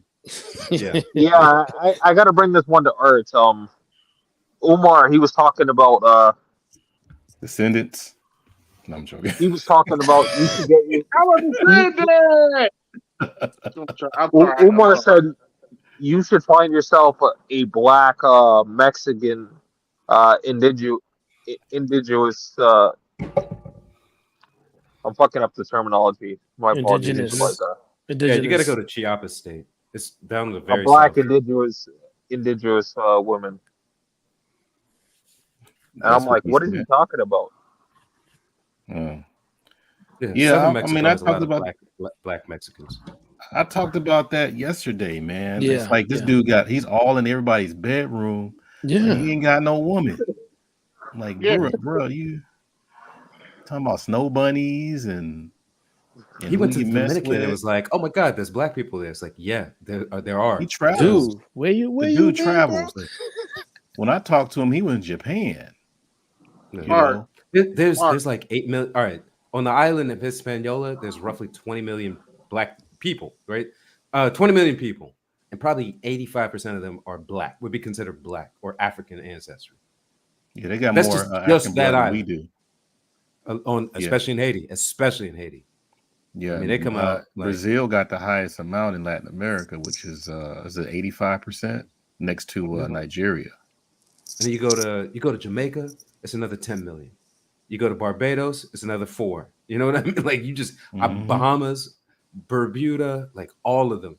It's like 50 million African people in the Caribbean, and it's like another 250 million in South America. Like he's educated, but he's just a dummy on a lot of shit. Yes, very ignorant. He can be a winner. All he had to do is say, "Hey, man, me and the missus, we going somewhere." Blah blah blah. You know how what's his name? Even though he has weak attempts, but he still does it. Boyce Watkins. Mm-hmm. Y'all talking about what him and his wife was always doing. Umar, he's the main one that should be doing that since he's in people's bedroom. So I don't. All right, come I'm on, trying all to right. stay my brother. Wait a minute, wait a minute. Yeah, all right. You know he can't review. You know Dr. Umar can't review his secret snow bunny. I'm sorry. As much as that dude gonna talk about snow bunnies, he got a snow bunny Man. somewhere. There are white women tripping that go up there to trip them up sometimes. I may not It was- have a snow bunny, but I I seen him in the mall. I have an ice queen somewhere. How you doing, my brother? Dr. Umar. I know he was mad that video He came talk out. about it too much. Friend of Pan-Africanism. King There was one Kong who came up. of timid science. You gotta understand. I don't date snow bunnies. I don't have no snow. Matter of fact, I got a snow blower, but I do have an ice queen for good occasions like New Year's and Christmas. So okay, I mean, but usually any other day of the week, I would have a fat chick with an afro with a bad attitude putting her fist up in the air, because she pays the bills. Yeah. Like I'm butchering the terminology completely, but he said he was just like, if you're not gonna mess with a woman in the US, get yourself an African indigenous Mexican. When it comes to relationship, I don't take that guy serious at all, man. Like an African indigenous Mexican. I'm just like, how does that make sense? But it makes sense to him, so whatever. I mean, there are Africans who are black, or I mean, sorry, Mexicans who are black. Oh yeah, right? It's a lot of them that are. See, people keep Yes. looking at that kinky hair all the time. It's not all about that. It's the blood. Yes. Yeah, but are they indigenous to Mexico though? No, but they have African ancestry. Yeah. So it's two things. One, the first African on the soil officially from the Europeans' records was Estebanico in the 1500s, and he wound up dying in the Yucatan area, right? So like that Eastern Caribbean Sea area. I can't remember the specific name of the town. But then after slavery ended, a lot of the whites were trying to escape down to Mexico to keep it on in that area. But the Haitians had already been revolting and freeing a lot of people throughout the whole region. And so they had liberated a lot of the Mexicans who were Africans in that area. And so those people led up to like slavery ending in Mexico. And that shit, whites kept going down into that region for the next 60 years, trying to reestablish slavery from like Texas. Like that's why I'm always at Six Flags over Texas. Fuck that. But a lot of those people are still down there who are pretty much distantly related to the slaves who were brought to Mexico or brought to Texas, who were then brought to Mexico. And now they're at the farthest southern area. So let me pull out my J.A. Rogers books. It's like Chiapas is the state that they're in. Yeah, they, if you look up Luzia in Latin America, which was in Brazil, they traced that about 74,000 years ago. And this, so that was before before there were Mexicans and all this kind of stuff. That was, unapologetically a black person, along with the other bones that they are still looking into. So that right there, man. That then later on they migrated all over Latin America and populated Latin America. over at that time. So when you talk about Mexicans and all these other Latin American people looking like Asian people, that's way later. Yeah, a lot of the European history tries to say that basically all these people just sat on their hands for thousands and thousands Right. of years until the Europeans showed up and they were like, "Oh, thank you, white man, for freeing us." Exactly. Come on now, And kill us and make us lighter. Sleep with our daughters and make us lighter. Better the race. But y'all need to make sure that you thank a white man. Take his seed and. I'm not Uncle Ruckus. I'm just a cousin. Because I mean, they found products that could only be grown in Africa, over in Latin America, and then they found products from Latin America like cocaine like that could only be grown there in Egypt. And I can go further. They had cassava, yucca, jicama. That was all in Africa. They brought all that stuff over here. Even the hibiscus. Hibiscus, that's Egyptian. They found that over here and called it Jamaica. So you telling me niggas who build pyramids over there build pyramids over here? Oh, they got a lot of Egyptian artifacts over here that they don't want to tell you about. And it has, because remember, a lot of your Egyptian artifacts mound have builders. shrubbery. Over here, it has shrubbery. It has vegetation around it. But over there in Egypt, is mostly sand. Yeah. Over here, there's like leaves and stuff growing all around it. You telling me? Yeah, the mounds. You telling me they got the Olmecs over there, and those don't look like no white people? Yeah, they try to. Yeah, they don't like people. A lot of people in Latin America do not like to tie that with black people. Come on, come on. Come on, man. You know the jungle people, which is hilarious. The jungle people. They only how could claim they them because done we that? did.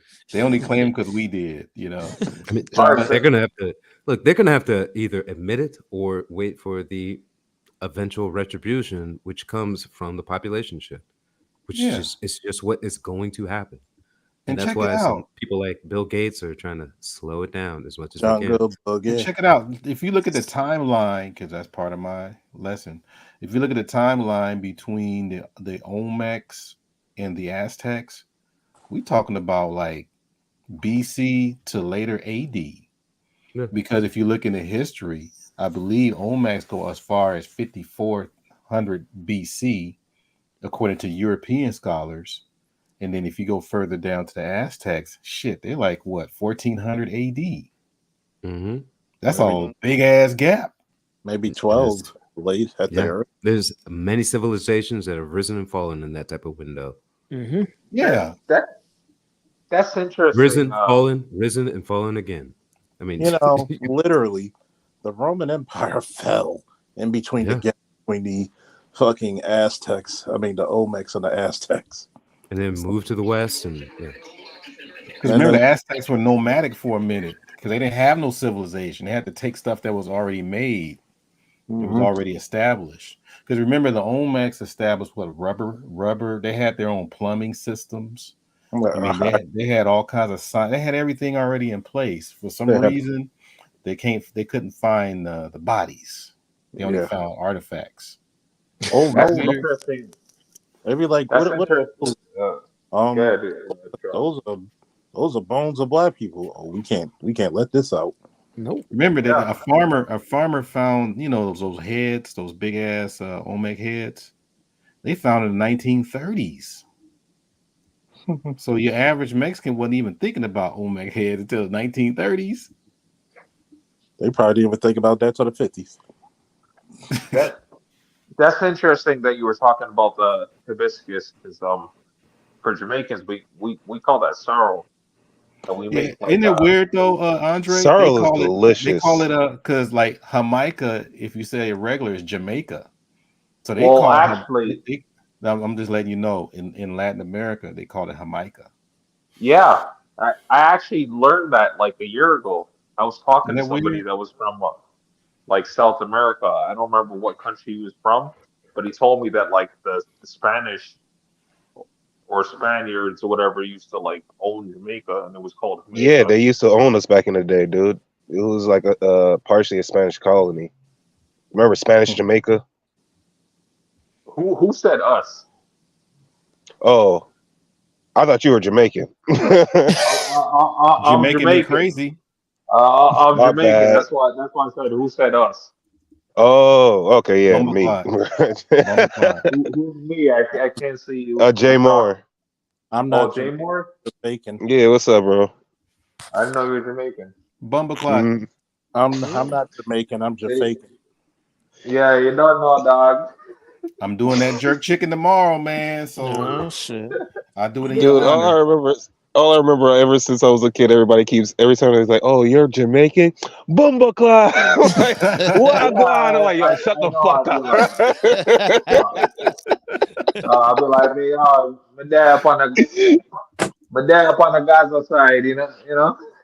Shoot, yo, you know what's funny? When I came back up, when I was living in Jamaica, and I came back up to America, and I was going back to school. As soon as I started speaking with my actual like my actual accent and everything like that, that's when they they hated me and loved me. Some of the chicks really just love how I said shit, but everybody hated me because my accent was just, oh, you don't sound American. You don't sound American enough. Fuck you. Yeah, I got God a damn it. Jamaican student, little 8th grader, little Jamaican dude. It's just Mm-hmm. And they make fun. I'm like, dude, you better freak that language, man. That Yeah, that's what dialect. I didn't know that my language was it was like a pimping language. It would have been good to be just kept it thoroughly. But even my own family members that didn't get to live in Jamaica and stuff, they were jealous of me. So they really bullied that shit out of me for a while. I still got my accent, but it's not as thick as it used to be anymore. Because I told Jay him, I Moore, said, where you from? Over in Brooklyn. No, like where's your Oh, family from? your lineage. Lineage. Kingston and Mandeville and shit. Kingston. Yeah, Kingston. because Okay, that's my family. my So. because I was asking that student, I said, look at the people that keep making fun of you. He's like, they're only guys. The girls ain't making fun of you, dude. So you better use this opportunity. And he thought about it. I didn't know. I didn't know until later on in life, like because my what's it called? I realized women love my my Jamaican / Brooklyn accent is a good little hybrid. So when I get mad and I start speaking that shit, they like, yo, what the fuck is that? Ooh, I like it. I'm like, shit. How you gonna be talking? You be like, I'm from Kingston. Did ass. Well, like, yeah, like that's the whole thing. It's like the Jamaican American accent is kind of like a different. It's different still. Yeah, dude, it's awesome. I'm not going front. This stuff is amazing. The way how we pronunciate our words and everything. Because I realized the way how Jamaicans speak English is semi more proper English than American English. And I didn't know that. I was technically speaking like what's called the word schedule. You know, like the way how we say it down in the island is schedule. Is What like about how we're 3? supposed to say it. The number 3. Oh, we just missed the H every time. It's They say tree. tree. It sounds like Yeah, tree. tree. Yeah. It's tree. I'm And like, where that's you what I used to from? fail English class. That's why I always fail English because they say, "Oh, spell it out." How the fuck am I supposed to? I mean, no, they said sound it out and everything. I'm like, yeah, I can't. Like, dude, there's so many different ways to say this shit. It's not like the English language. I hate it. It's blasphemy. Honestly, it's like you cannot. Like, I always point out the word knife. Like, where's the K sound in that motherfucker? Why does it even have a K in there? And what It's cracks me up silent. too Fuck the is silent shit. when the women say "understand me," they go "understand me." I love when they say that. Oh my Dude, god, Mrs. Z ain't lying. The like Jamaican accent, like when women speak, it is a turn on. But since I live with these bitches all my life, I'm like, yeah, it's just yeah. fuck you. Like Jamar, I know you'll understand this one. Like my brother, he was Mhm. he was born down a yard, you know. So like Mhm. so when he came up down here, 'cause I was born in Mhm. Canada, and like when he came down here, like he would get in trouble in school because like they'll ask him to say factory and they'll say factory. Fuck And they're you. like, why are you swearing? Now, first, They're like, why are you swearing? It's like I'm not swearing. I'm saying the word. first of all, I gotta say this.